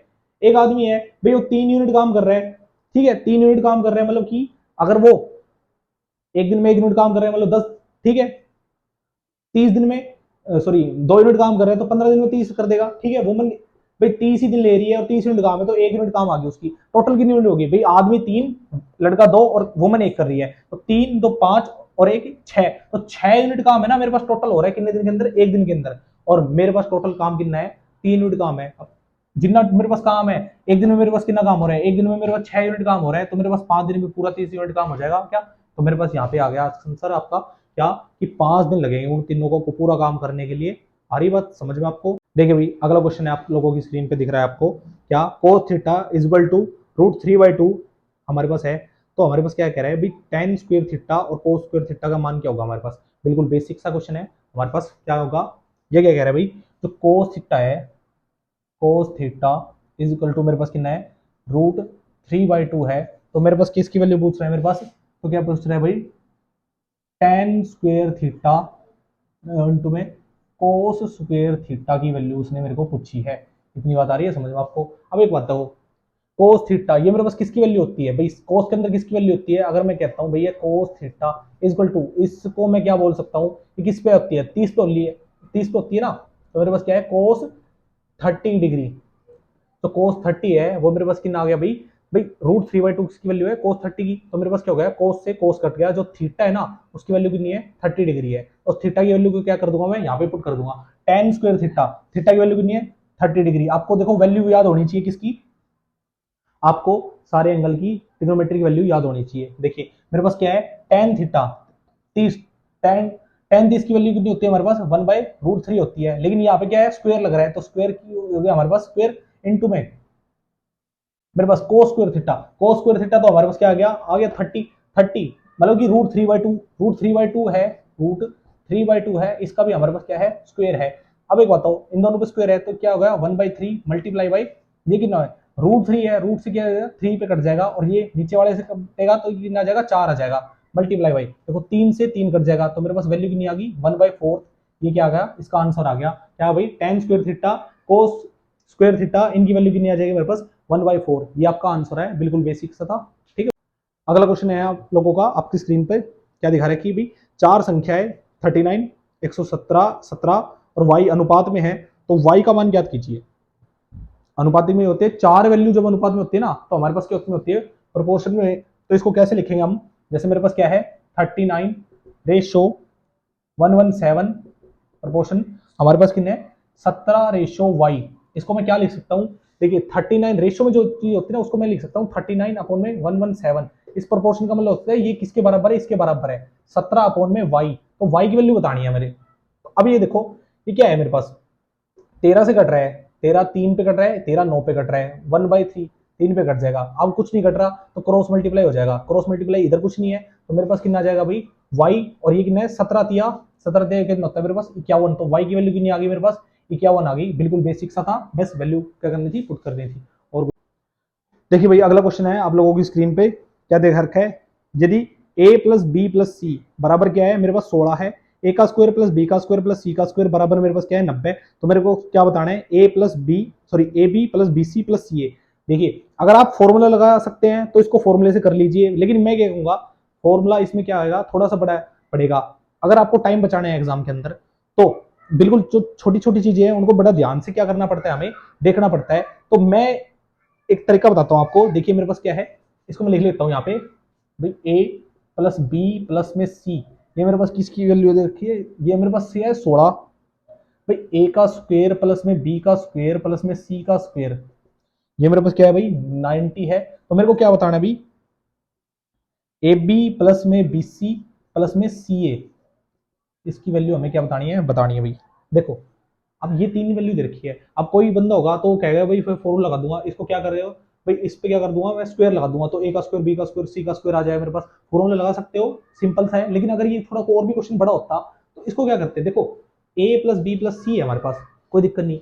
मैं क्या कहता हूँ जब हमारे पास तीन वेरिएबल हो ना तो किसी भी एक वेरिएबल को आप क्या मान लो जीरो मान लो। जैसे कि मैं कहता हूँ इसके अंदर जैसे मैंने है ना सी को जीरो मान लिया, मैं मान लेता हूँ सी इक्वल टू जीरो, ठीक है। तो मेरे पास ये क्वेश्चन कैसे बन जाएगी, तो मेरे पास ये बन जाएगी ऐसे क्या कि भाई a प्लस बी ये 16 के बराबर होगा, क्योंकि c मेरे पास क्या हो गया जीरो हो गया। तो मेरे पास क्या हो जाएगा भाई a का स्क्वायर प्लस में b का स्क्वायर, लेकिन हो जाएगा मेरे पास 90 हो जाएगा, ठीक है, क्योंकि c मेरे पास क्या हो गया जीरो हो गया। अब देखो यहाँ पे क्या है भाई ए बी बराबर, देखो बी सी है, अगर मैं क्या कहता हूँ देखो बी है मल्टीप्लाई में सी क्या है मेरे पास जीरो हो गया तो ये कंप्लीट जीरो हो जाएगा, प्लस में यहाँ पे भी सी क्या है मल्टीप्लाई में जीरो मल्टीप्लाई में ए, तो ये भी क्या हो गया जीरो, तो बचेगा क्या मेरे पास केवल ए बी, क्या बचेगा मेरे पास केवल ए बी बचेगा। तो मेरे को ए बी की वैल्यू ही बतानी है, इतनी बात, इससे आपके आंसर पर कोई प्रभाव नहीं पड़ेगा। तो मेरे पास सिंपल सा फॉर्मूला होगा क्या ए प्लस में बी का जो होल स्क्वायर लगाते हैं उसको क्या कर सकता हूँ मैं, मेरे पास क्या होता है, ए प्लस में बी, इसका जो होल स्क्वायर है क्या होता है भाई, ए का स्क्वायर प्लस में बी का स्क्वायर बराबर प्लस में प्लस का ना प्लस का 2ab, ये होता है मेरे पास। तो अब एक बात देखो, ए प्लस बी का होल स्क्वायर तो 16, 16 का स्क्वायर कितना होता है 256, ए प्लस में बी का स्क्वायर ये कितना है मेरे पास 90, और प्लस में 2ab, ab की वैल्यू क्या बतानी है मेरे को, बतानी है, ठीक है भाई। 90 इधर जाएगा तो माइनस का जाएगा, माइनस का 90, तो मेरे पास कितना हो जाएगा भाई, अगर सो जाता तो 156, तो ये कितना हो जाएगा 166 ये है। और अगर मेरे पास क्या चला जाएगा भाई, ये 90 इधर था, इधर आ जाएगा प्लस में, ये मेरे पास क्या है इधर, और ये मेरे पास इक्वल का निशान हो गया। अभी 2 ये क्या है मल्टीप्लाई में है, इधर जाके मेरे पास कितना हो जाएगा डिवाइड में हो जाएगा, तो मेरे पास कितना हो जाएगा भाई 8 और ये 3, तो मेरे पास जो ए बी की वैल्यू है ना, जो मेरे पास ए बी की वैल्यू है वो कितनी आ जाएगी 83 आ जाएगी। इतनी बात आई समझ में आपको, इससे आंसर क्या, इससे ना आपके आंसर पर कोई प्रभाव नहीं पड़ेगा। आप चाहे तो ये फॉर्मूला आगे देख लीजिए, वरना क्या है इसको इस तरीके से कर लीजिए, कोई भी एक वेरिएबल को आप मान लीजिए 0, तो आपका आंसर क्या आ जाएगा, सेम आ जाएगा 83 आपका आंसर आएगा, ठीक है भाई। देखिए भाई अगला क्वेश्चन आप लोगों की आपको स्क्रीन पे दिख रहा होगा, क्या मेरे पास क्या है भाई, 265 की पावर 4081 प्लस में 9, इसको मैं किससे डिवाइड करूंगा, डिविजिबल करूंगा भाई 266 से डिवाइड करूंगा मैं। देखिए क्या ऐसा पॉसिबल है क्या, इसकी पूरी पावर 4000 मतलब 81 तक ली जाए, अगर मैं क्या कहूँगा कि भाई 265 गुना में 265 गुना में 265 गुना में, और ऐसे चलता जाए आगे तक, तो ऐसा क्या है पॉसिबल, प्लस में उसको 9 से जोड़ूंगा और फिर मैं इसको डिवाइड करूंगा, और फिर मैं बताऊंगा क्या कि भाई मेरे पास जो आखिरी वैल्यू कुछ ना कुछ तो आएगी अगर डिवाइड करूंगा, तो क्या उसका रिमाइंडर जो है हमारे पास वो क्या आएगा, ऐसा बता सकते हैं क्या। अगर मैं इसको सोल्व करने बैठ गया कहाँ तक 4081 तक, तो शायद सोल्व हो भी ना पाए, आपका एग्जाम क्या हो जाएगा, खत्म हो जाएगा। लेकिन यहाँ पे क्या आता है कि हमारे पास नंबर सिस्टम में एक टॉपिक आता है नेगेटिव रिमाइंडर, नेगेटिव रिमाइंडर का टॉपिक मैं आपको करवाऊंगा जब मैं आपको नंबर सिस्टम क्या करूंगा पढ़ाऊंगा। लेकिन अभी क्या है ए बार के लिए मैं क्या कर देता हूँ, आपको नेगेटिव रिमाइंडर का थोड़ा सा ये बता देता हूँ क्या, तो हमें उसी तरीके से नेगेटिव रिमाइंडर से सोल्व करेंगे। मेरे पास क्या है 265 है, दिखना किससे मल्टीप्लाई, किससे डिवाइड हो रहा है 266 से मल्टीप्लाई हो रहा है, तो 266 इसको मैं लिख के आ सकता हूँ, इसको मैं लिख सकता हूँ क्या भाई 266 माइनस में 1, इसको ऐसे लिख सकता हूँ क्या, इसको 4081 से डिवाइड होगा, इतनी बात सही है।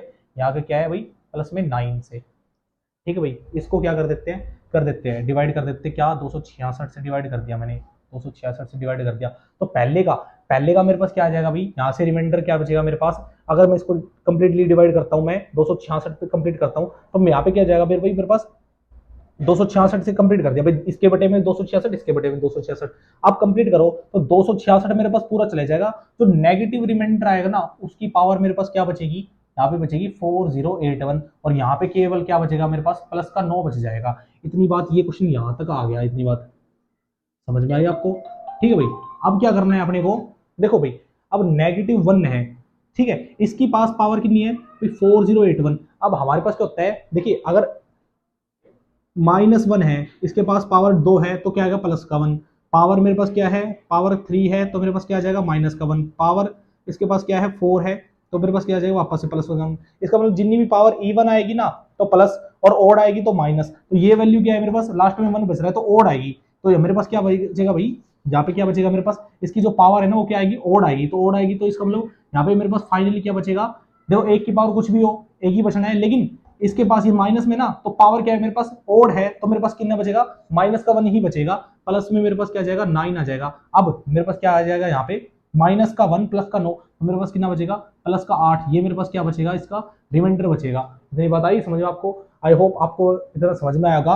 वैसे क्या है ये कंप्लीट रिमाइंडर थ्योरम का कंसेप्ट है, नेगेटिव रिमाइंडर होता नहीं है वैसे, लेकिन क्या है हम इसको यूज करते हैं जब मैं आपको नंबर सिस्टम कराऊंगा, जब मैं आपको क्या है इसका कंप्लीट कंसेप्ट पढ़ाऊंगा, ठीक है भाई। इतनी बात यहाँ तक आगे क्या आपको समझ में, ठीक है भाई।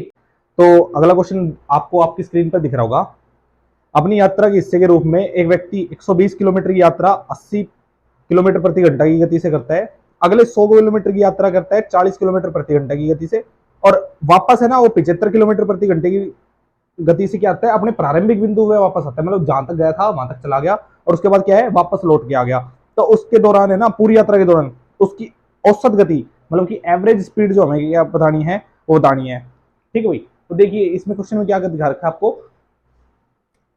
एक व्यक्ति था हमारे पास, मैं मान के चलता हूँ ये हमारे पास क्या है यहाँ से यहाँ तक कि उसने कुछ डिस्टेंस कवर करी होगी, ठीक है, फिर उसके बाद क्या है वो और डिस्टेंस पे क्या गया चला गया, ठीक है, क्वेश्चन में लिख रखा है, मैं देख देता हूं यहाँ पे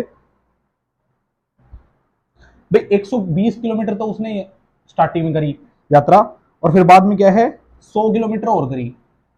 तो टोटल उसने क्या है यहां से यहां तक की कितनी कर ली भाई यात्रा, पूरी की पूरी 220 किलोमीटर की यात्रा उसने कंप्लीट कर दी। ठीक भैया। जो पहले 120 किलोमीटर थी ना, वो उसने किस स्पीड से करी, ये भाई किलोमीटर है, ठीक है। मैं डिस्टेंस लिख देता हूं इसको, डिस्टेंस 120 किलोमीटर है, और जो स्पीड थी ना उसकी उसकी स्पीड वो कितनी थी हमारे पास भाई, 80 किलोमीटर पर आवर। ठीक है। जो यहां से यहां तक की थी, ये जो 100 किलोमीटर वाली है, ये कितनी थी भाई हमारे पास, मतलब किलोमीटर तो डिस्टेंस तो उसकी कितनी थी 100, और उसकी जो स्पीड आई है हमारे पास वो कितनी थी 40 किलोमीटर, 40 किलोमीटर पर आवर। देखिए अब ये कह रहा है क्वेश्चन के अंदर कि एक बार तो क्या है 120 किलोमीटर की डिस्टेंस है ना, उसने कितनी की स्पीड से करी, 80 किलोमीटर पर आवर की स्पीड से डिस्टेंस कवर कर ली, कितनी 120 किलोमीटर। ठीक है। तो अगले 100 किलोमीटर की स्पीड से चला वो 40 किलोमीटर पर आवर की स्पीड से चला। इतनी बात आ रही समझ में। हमें टाइम निकाल लेना है इनका, क्या करना है भाई, इनका टाइम निकाल लेना। टाइम कैसे निकालेंगे भाई, हमारे पास फॉर्मूला होता है क्या, speed equal to distance upon में टाइम।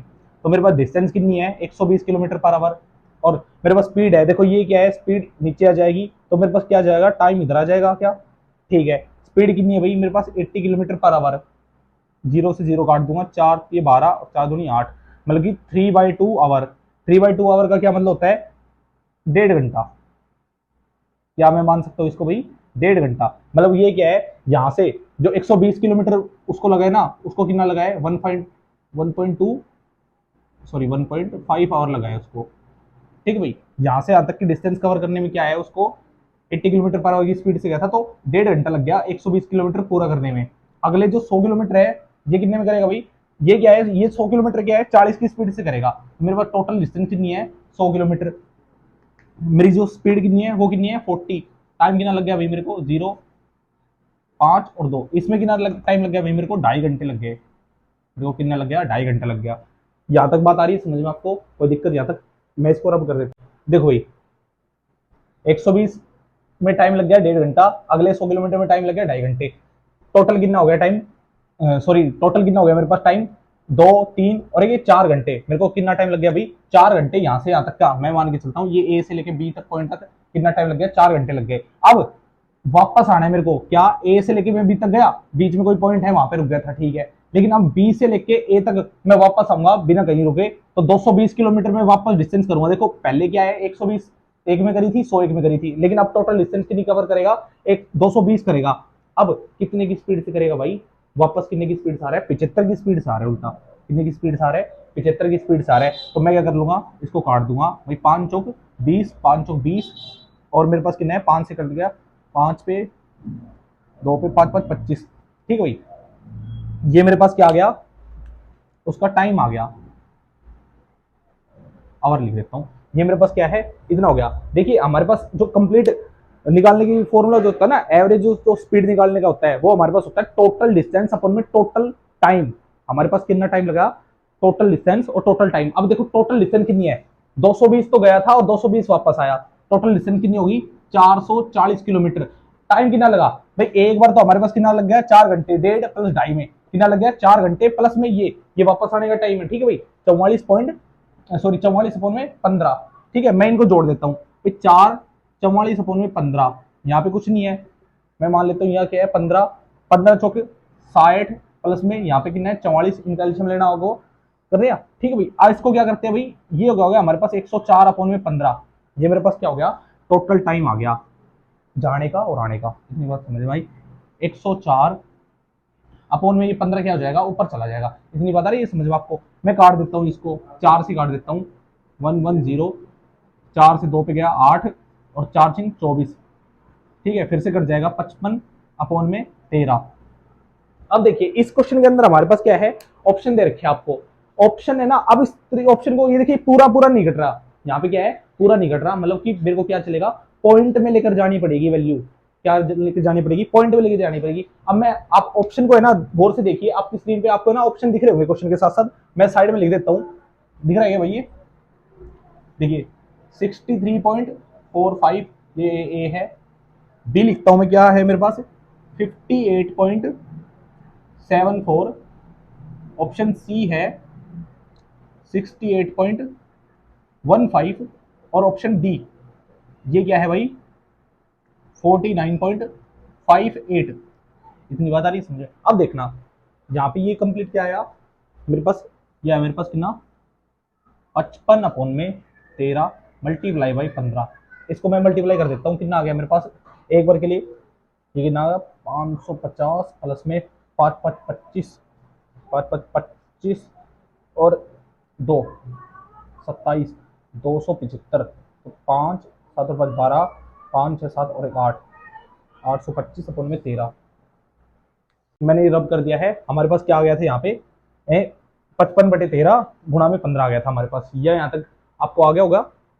अब देखिए मैं इसको है ना मल्टीप्लाई कर देता हूँ, देखिए 10 15 है, 10 और 5 की फॉर्म में तोड़ देता हूँ तो कितना आ गया मेरे पास 550 प्लस में 275। ठीक है अपोन में 13, इसको मैं ना ऐड ही कर देता हूँ यहाँ पे 275 अपोन में मेरे पास कितना आ गया 5 7 और 5 12, 2 5 6 7 और 1 8, 825 अपोन में 13। ठीक है भाई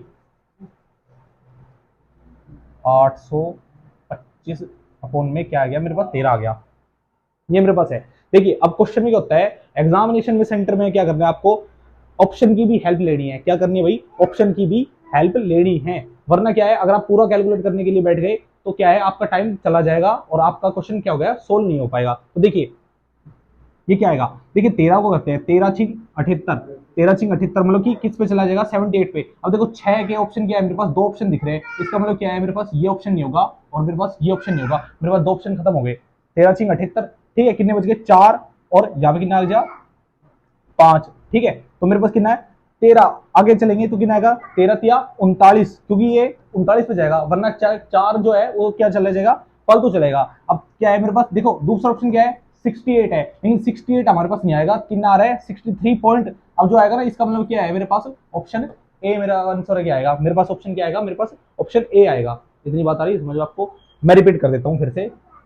वो कह रहा है एक बंदा है ए से लेके बी तक गया है, लेकिन क्या है भाई ए से लेके बी तक गए ना, सॉरी ए से लेके इस पॉइंट तक, इसको मैं कुछ भी नाम देता हूँ, जैसे मैंने ओ नाम दे दिया, ए से लेके ओ तक गया है 120 किलोमीटर डिस्टेंस है। ठीक है भैया दूसरी क्या है ओ से लेके बी तक गया है, कितने पे गया है 100 किलोमीटर की डिस्टेंस गया है। ठीक है भैया उसने स्पीड दे रखी है, हमने कैलकुलेट कर लिया टाइम 1.5 घंटा इसका है 2.5 घंटा इसका है। ठीक है भैया हमें एवरेज स्पीड निकालने के लिए क्या चाहिए होता है टोटल डिस्टेंस अपॉन में टोटल टाइम। देखो 120 सॉरी 120 ये 120 100 ये 220 हो गया, लेकिन क्या है वापस जब आ रहा है ना, जब वो पूरा 220 आएगा तो टोटल डिस्टेंस हमारे पास कितनी आई 440 अपॉन में टोटल टाइम हमारे पास क्या है कैलकुलेट किया हमने सारी चीज हमारे पास ये आ गया। अब देखिए हमारे पास एक्यूरेट कट नहीं रहा तो हम किसका ऑप्शन लेंगे, किसका सहारा लेंगे ऑप्शन का सहारा लेंगे। ऑप्शन में हमारे पास क्या है कि भाई 6 पे क्या है 2 ऑप्शन तो दिख ही नहीं रहे, बी और डी हमारे पास सीधा सीधा चला गया था। 6 लेने के बाद मेरे पास क्या है भाई 8 पे नहीं जाएगा, अगली वैल्यू किस पे जाएगी 3 पे जाएगी, तो हमें आगे सोल्व नहीं करना, ऑप्शन को क्लिक करके आगे बढ़ना है। ठीक है भैया देखिए भाई अगले क्वेश्चन पे आते हैं। ये जो अगला क्वेश्चन है आपके पास डीआई का दे रखा है, डीआई के अंदर क्या है आप लोगों को है ना आपकी स्क्रीन पे दिख रहा होगा, मैं यहीं से देख देता हूँ। देखिए क्या है दी गई तालिका के आधार पर अध्ययन करना है, हमें क्या बताना है कि एक परीक्षा में क्या है इतिहास और भूगोल और उनके द्वारा प्राप्त अंकों के आधार पर है ना 100 छात्रों का वर्गीकरण दर्शाती है, मतलब 100 छात्र हैं उनको क्या है बांट रखा है भाई इतिहास में किसने नंबर लिए, किसने भूगोल में कितने नंबर लिए और बता रखा है। हमारे पास क्या है भाई 50 अंकों में से है परीक्षा, कितने अंकों में से है 50 अंकों में से है। ठीक है भैया ये हमारे पास दे रखे हैं जो भी इनकी वैल्यूज है आगे दे रखे हैं हमारे पास। क्वेश्चन में आइए इसमें क्या कर रखे हैं भाई तालिका के आधार पर कुल मिलाकर 20% से कम अंक प्राप्त करने वाले छात्रों की संख्या क्या है। कुल मिलाकर क्या बताना है हमें 20% से कम अंक, मतलब कि जिन भी स्टूडेंट ने 20% से कम अंक लिए ना उनका क्या बताना है हमें, उनकी क्या बतानी है संख्या बतानी है कितनी आएगी। ठीक है भैया हमारे पास क्या है भाई सबसे पहले देखना है वो कुछ परीक्षा कितने में से है, वो परीक्षा है भाई 100 में से, नहीं सॉरी 50 में से, वो परीक्षा 50 में से है तो 50 का 20% कितना हो गया भाई हमारे पास, मैं क्या निकाल लेता हूँ 50 का 20% निकाल लेता हूँ, परसेंटेज के लिए 100, तो मेरे पास कितना आ गया भाई 10 नंबर।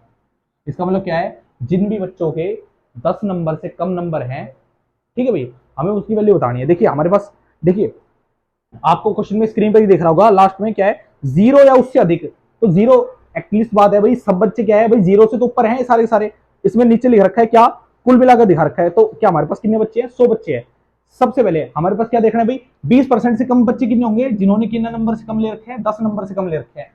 सेकंड लास्ट में आपकी स्क्रीन पे दिख रहा होगा 10 और उससे अधिक, इसका मतलब क्या है, हमारे पास 10 और उससे ज्यादा नंबर लेने वाले बच्चे हमारे पास कितने हैं टोटल में, आइए कितने बच्चे भाई, 87 बच्चे हैं। कितने बच्चे हैं, 87 बच्चे हैं। कितने में से, 100 में से।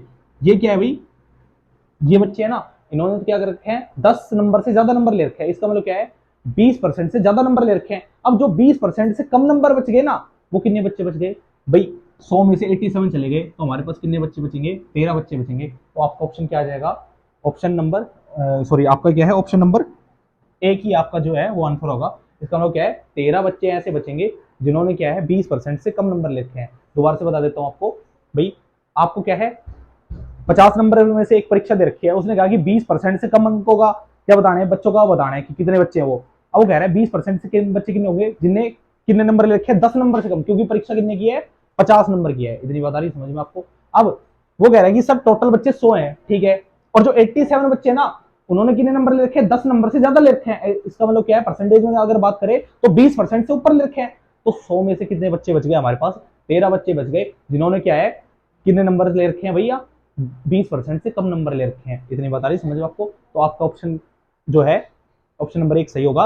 ऑप्शन 13 जो आपका है क्या है, करेक्ट आंसर है। ठीक है भैया। देखिए भाई अगला क्वेश्चन, जैसे कि आप लोगों को अपनी स्क्रीन पे दिख रहा है यहाँ पे, 25% का लाभ कमाने के लिए यदि कुल लागत समान रहती है तो 2019-20 के अंदर सकल राशि करोड़ों रुपए में कितनी होनी चाहिए। ठीक है भैया, कोई दिक्कत नहीं। हमारे पास देखे, आप लोगों को स्क्रीन पे दिख रहा होगा, एक हमारे पास क्या है, एक कुल लागत है, और एक हमारे पास क्या है, सकल राशि है।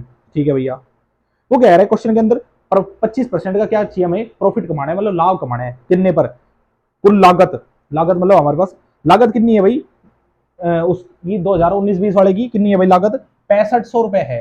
कितनी है भाई, 6500 रुपए। ठीक है भैया, हमें क्या कमाना है इसका, 25% क्या कमाना है, प्रॉफिट। 25% कितना होता है, 1/4। अगर कुल मिला के मेरे पास क्या होता है, 100% होती है कोई भी चीज, तो 25-25 हिस्से कर देंगे उसके, तो मतलब 4 हिस्से बनेंगे। तो इसका मतलब क्या है, 25% के लिए मैं लिख सकता हूँ 1/4, कोई दिक्कत नहीं यहाँ तक।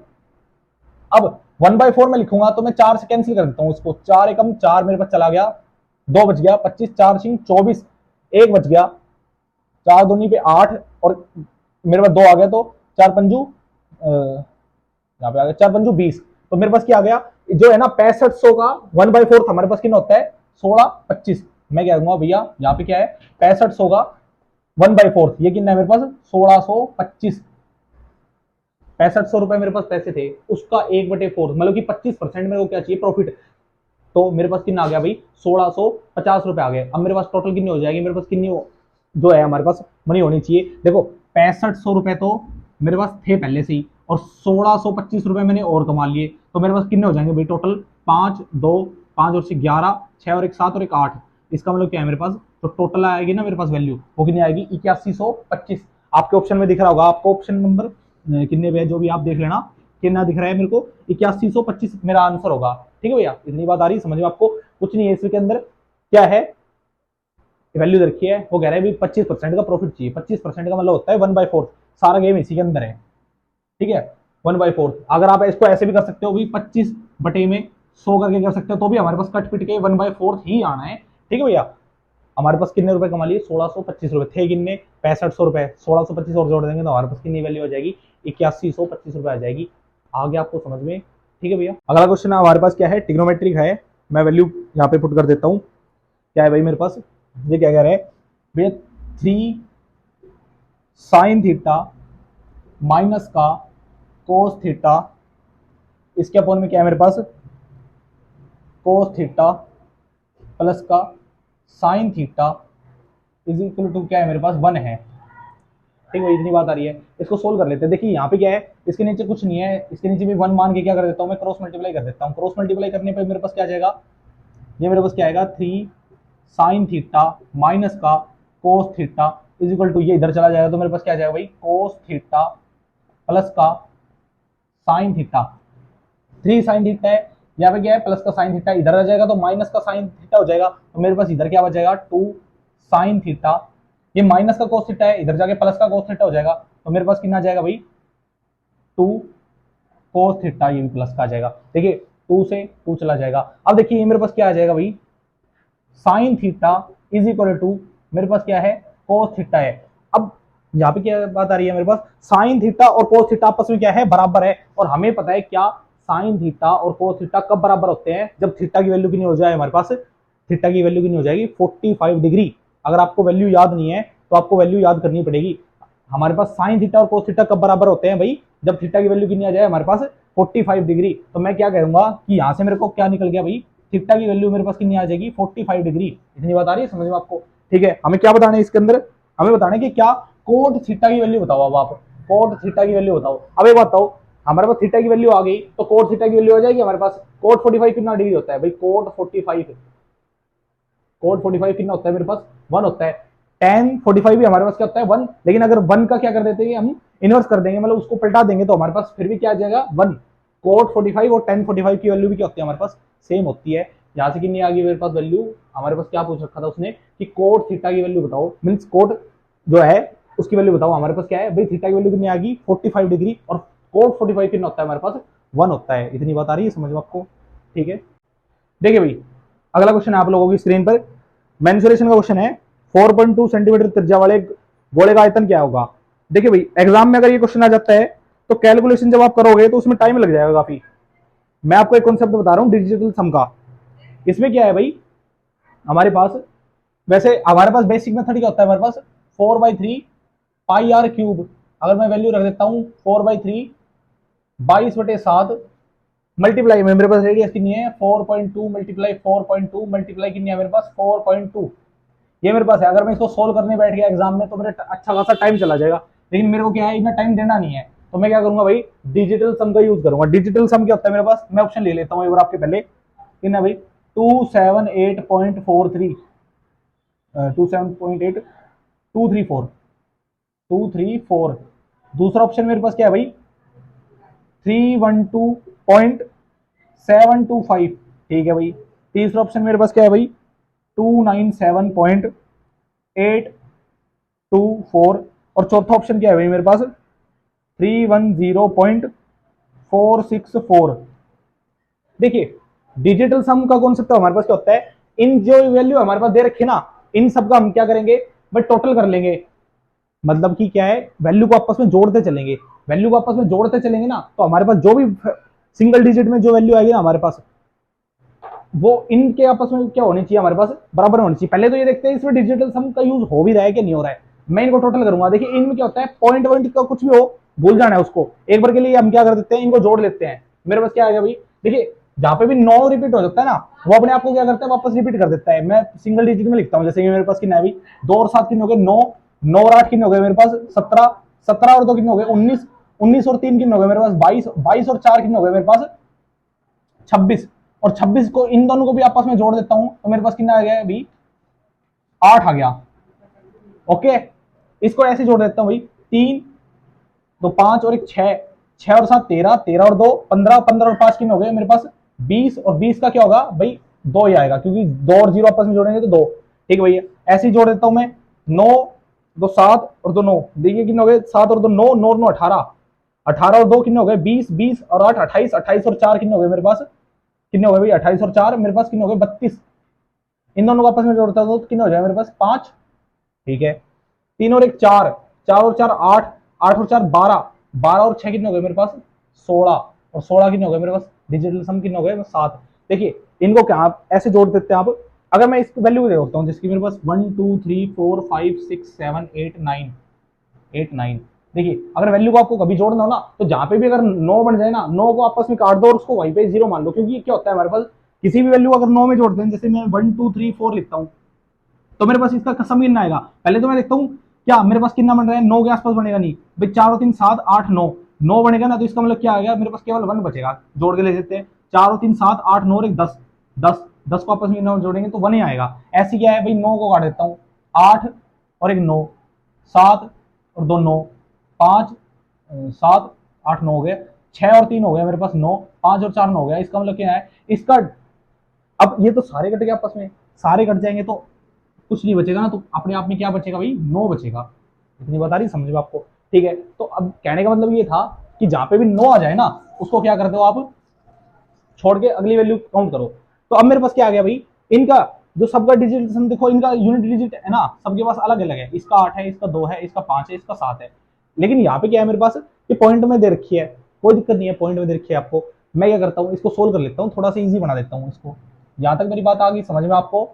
तो इसको क्या कर दूं मैं, रब कर दूं क्या, 2 5 और ये 7 है, इतनी बात आ रही समझ में। इसको सोल्व करते हैं भाई, पॉइंट हटा के 10 लिखता हूँ, पॉइंट हटा के क्या लिखता हूँ, 10 लिखता हूँ, पॉइंट हटा के क्या लिखता हूँ, 10 लिखता हूँ। कोई दिक्कत किसी भी तरीके की यहाँ पे, ठीक है भाई। अगर पॉइंट ना भी हटाओ ना तो कोई दिक्कत नहीं है, इसको ना ऐसे रहने दो, पॉइंट में रहने दो, ठीक है। पॉइंट पे इसका कोई प्रभाव नहीं पड़ता, पॉइंट पॉइंट पॉइंट लगा दिया मैंने, ठीक है भैया। देखिए 7 के मतलब मेरे पास 21, अगर मैं इसको है ना एक पॉइंट को अगर मैं यहाँ से हटा देता हूँ, 7 के मतलब मेरे पास 21 होते हैं, 21 है, 21 का कितने 2 पे चला जाएगा, अगर ये है ना तो ये 0.2 के समथिंग लिख सकते हैं हम तरीके से। मैं क्या हूँ तो इसको क्या मेरे पास ये 4.2 है, और अगर मैं 7 से काट देता हूँ ना इसको, 7 या 21 होता है, तो मेरे पास कितना आ जाएगा भाई, 0.2 आ जाएगा। इतनी बात समझ में आई आपको? ठीक है। यहाँ पे हमने क्या है, इनके यूनिट डिजिट लिख दिए हैं, ठीक है। मैं पॉइंट हटा देता हूँ इनमें सबके से, पॉइंट हटा देता हूँ यहाँ से, यहाँ से पॉइंट हटा देता हूँ, 10 आ गया मेरे पास। 7 के कितने होते हैं, 21, 21 होने के होते हैं 2, यहाँ पे कर दिया, तो मेरे पास क्या बचेगा भाई, देखो 4 22 गुणा में 2 बचेगा, गुणा में 42 गुणा में 42 अपॉन मेरे पास कितना है भाई 100, क्योंकि ये कितना मेरे पास यहाँ पे चला गया, सॉरी 000 है। देखिए यूनिट डिजिट के अंदर है ना, इसका कोई प्रभाव नहीं पड़ता, नीचे नीचे की हमारे पास क्या है, देखो 0 पे कोई प्रभाव नहीं पड़ेगा, क्योंकि 0 1 हमारे पास क्या है, नेग्लेक्टेड होता है। किसी भी चीज के नीचे अगर 1 आता है ना, तो यूनिट डिजिट पे उसका प्रभाव नहीं पड़ता, यूनिट डिजिट पे उसका प्रभाव नहीं पड़ता हमारे पास। इसको मैं क्या लिख सकता हूँ, ये वाली वैल्यू आ जाएगी मेरे पास, ठीक है भैया। अब देखो डिजिटल सम चेक करो, 4 है, 2 और 2 कितने होते हैं, 4 है, फिर 2 है, 4 और 2 कितने हो गए मेरे पास, 6, 4 और 2 कितने हो गए मेरे पास, 6, 4 चौक 16, 16 को क्या लिख सकता हूँ मैं, 16, 6 और 1 7 लिख सकता हूँ, इसको मैं क्या लिख सकता हूँ, 7 लिख सकता हूँ, मल्टीप्लाई बाई 2 है, 6 दूनी 12, 12 को क्या लिख सकता हूँ मैं, 2 और 1 3, ठीक है, मल्टीप्लाई बाई 6 फिर से 7 21, मल्टीप्लाई 6 है। अब देखना 2 और 1 कितना होता है, 3, मल्टीप्लाई 6, 6 में हमारा सीधे 18, 18, 18, 8 और 1 कितना होता है, 9 होता है। इसका यूनिट डिजिट कितना आ रहा है मेरे पास, 9 आ रहा है। और यहाँ पे क्या है भाई, यूनिट डिजिट कितना आएगा आपके पास, एक मिनट भाई, 3 और 4, 8, 8 और 4 12, 12 6, 6 7 8 18, 18 और 1 भाई, ये 9 आएगा इसका यूनिट डिजिट। इसका यूनिट डिजिट क्या आएगा हमारे पास, 9 आएगा। वो गलत नहीं थी, वो है ना, यहाँ पे कैलकुलेशन की दिक्कत नहीं थी, यहाँ पे थी, ठीक है भैया। यहाँ पे क्या है, देखो इस ऑप्शन को उठाओ, हमारे पास क्या है, इसका यूनिट डिजिट हमारे पास कितना है भाई, 9 है यूनिट डिजिट, और हमारे पास इसका यूनिट डिजिट कितना आ रहा है, 9 आ रहा है। तो हमारे पास यूनिट डिजिट क्या है, इन दोनों के सेम है, तो सेम है ना, तो हमारे पास इतनी बड़ी कैलकुलेशन करने की जरूरत नहीं पड़ेगी।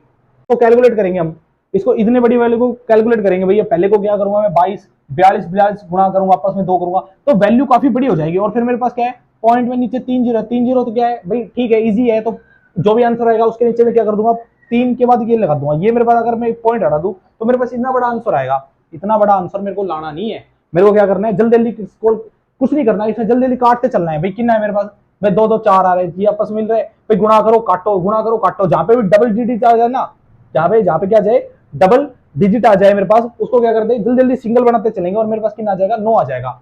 अगर आप इसको 1 2 और प्रैक्टिस करोगे तो आप देखोगे, इतनी बड़ी कैलकुलेशन अगर आप 5 मिनट में कर रहे हो ना, तो यहाँ पे क्या है, ज्यादा से ज्यादा 15 से 20 सेकंड लगेंगे आपको। एग्जाम में अगर क्वेश्चन आ जाता है आपको, तो इस तरीके से करना है हमें यूनिट डिजिट, ठीक है भैया। उसको कैसे करना है, यूनिट डिजिट या रिमाइंडर थ्योरम से करके देख सकते हैं हम। तो हमारे पास जो भी क्या होता है, सम ऑफ डिजिट से करके देख सकते हैं। तो हमारे पास क्या होता है, जल्दी जल्दी करने के ना काफी सारे मेथड होते हैं, आपको मेथड को सीखने की जरूरत है, इसको कंप्लीट करने की जरूरत नहीं है। जैसे हमारे पास क्या होता था स्कूल कॉलेज में हम करते थे, उसके हिसाब से हमें नहीं करना। हमें क्या करना है भैया, इसको पूरा नहीं करना, हमें केवल आंसर क्लिक करके आगे चलना है। तो हमारे पास ये जो मेथड है ना, ये सबसे सटीक मेथड आएगा हमारे पास। आप कैसे भी यूज कर सकते हैं, आंसर जल्दी आना चाहिए वैसे। भाई कोई कहता है मैं अगर इसको यहां से यहां तक पूरा सोल्व कर दूंगा और जल्दी कर दूंगा, 5 सेकंड से भी जल्दी कर दूंगा सर, तो फिर क्या है भैया, फिर तो आपके लिए यही मेथड अच्छा है, सोल्व कर लीजिए। अगर आपको यहाँ पे नहीं लगता तो क्या है, यूनिट डिजिट वाला मेथड क्या करिए, आपको यूज कर लिए, ठीक है भैया। इतनी बात आ रही है समझ में आपको, ठीक है। तो इसमें क्या है, हमने सीजीएल की जो पहली शिफ्ट थी उसके सारे क्वेश्चन कर लिए हैं। तो आप, आई होप आप लोगों को अच्छे से समझ में आया होगा। जो कंसेप्ट है उनको क्या करेंगे, हम चैप्टर वाइज भी सोल्व करते चलेंगे। इसमें क्या कर रहे हैं, हम प्रैक्टिस के साथ साथ ये क्वेश्चन कर रहे हैं ताकि आप लोगों की प्रैक्टिस हो जाए। अगर कुछ लोगों को जैसे क्या हो जाता है, नहीं समझ में आया आप लोगों को, तो उस चीज में क्या कर सकते हैं आप, जब मैं कंसेप्ट कराऊंगा आपको सारा, तो जब आपके कंसेप्ट बिल्ड हो जाएंगे, ठीक है भैया। जिनको भी प्रैक्टिस करनी है वो इस तरीके से कर सकते हैं, और जिनको थोड़ा सा भी आता है तो नए कंसेप्ट के लिए आप देख सकते हैं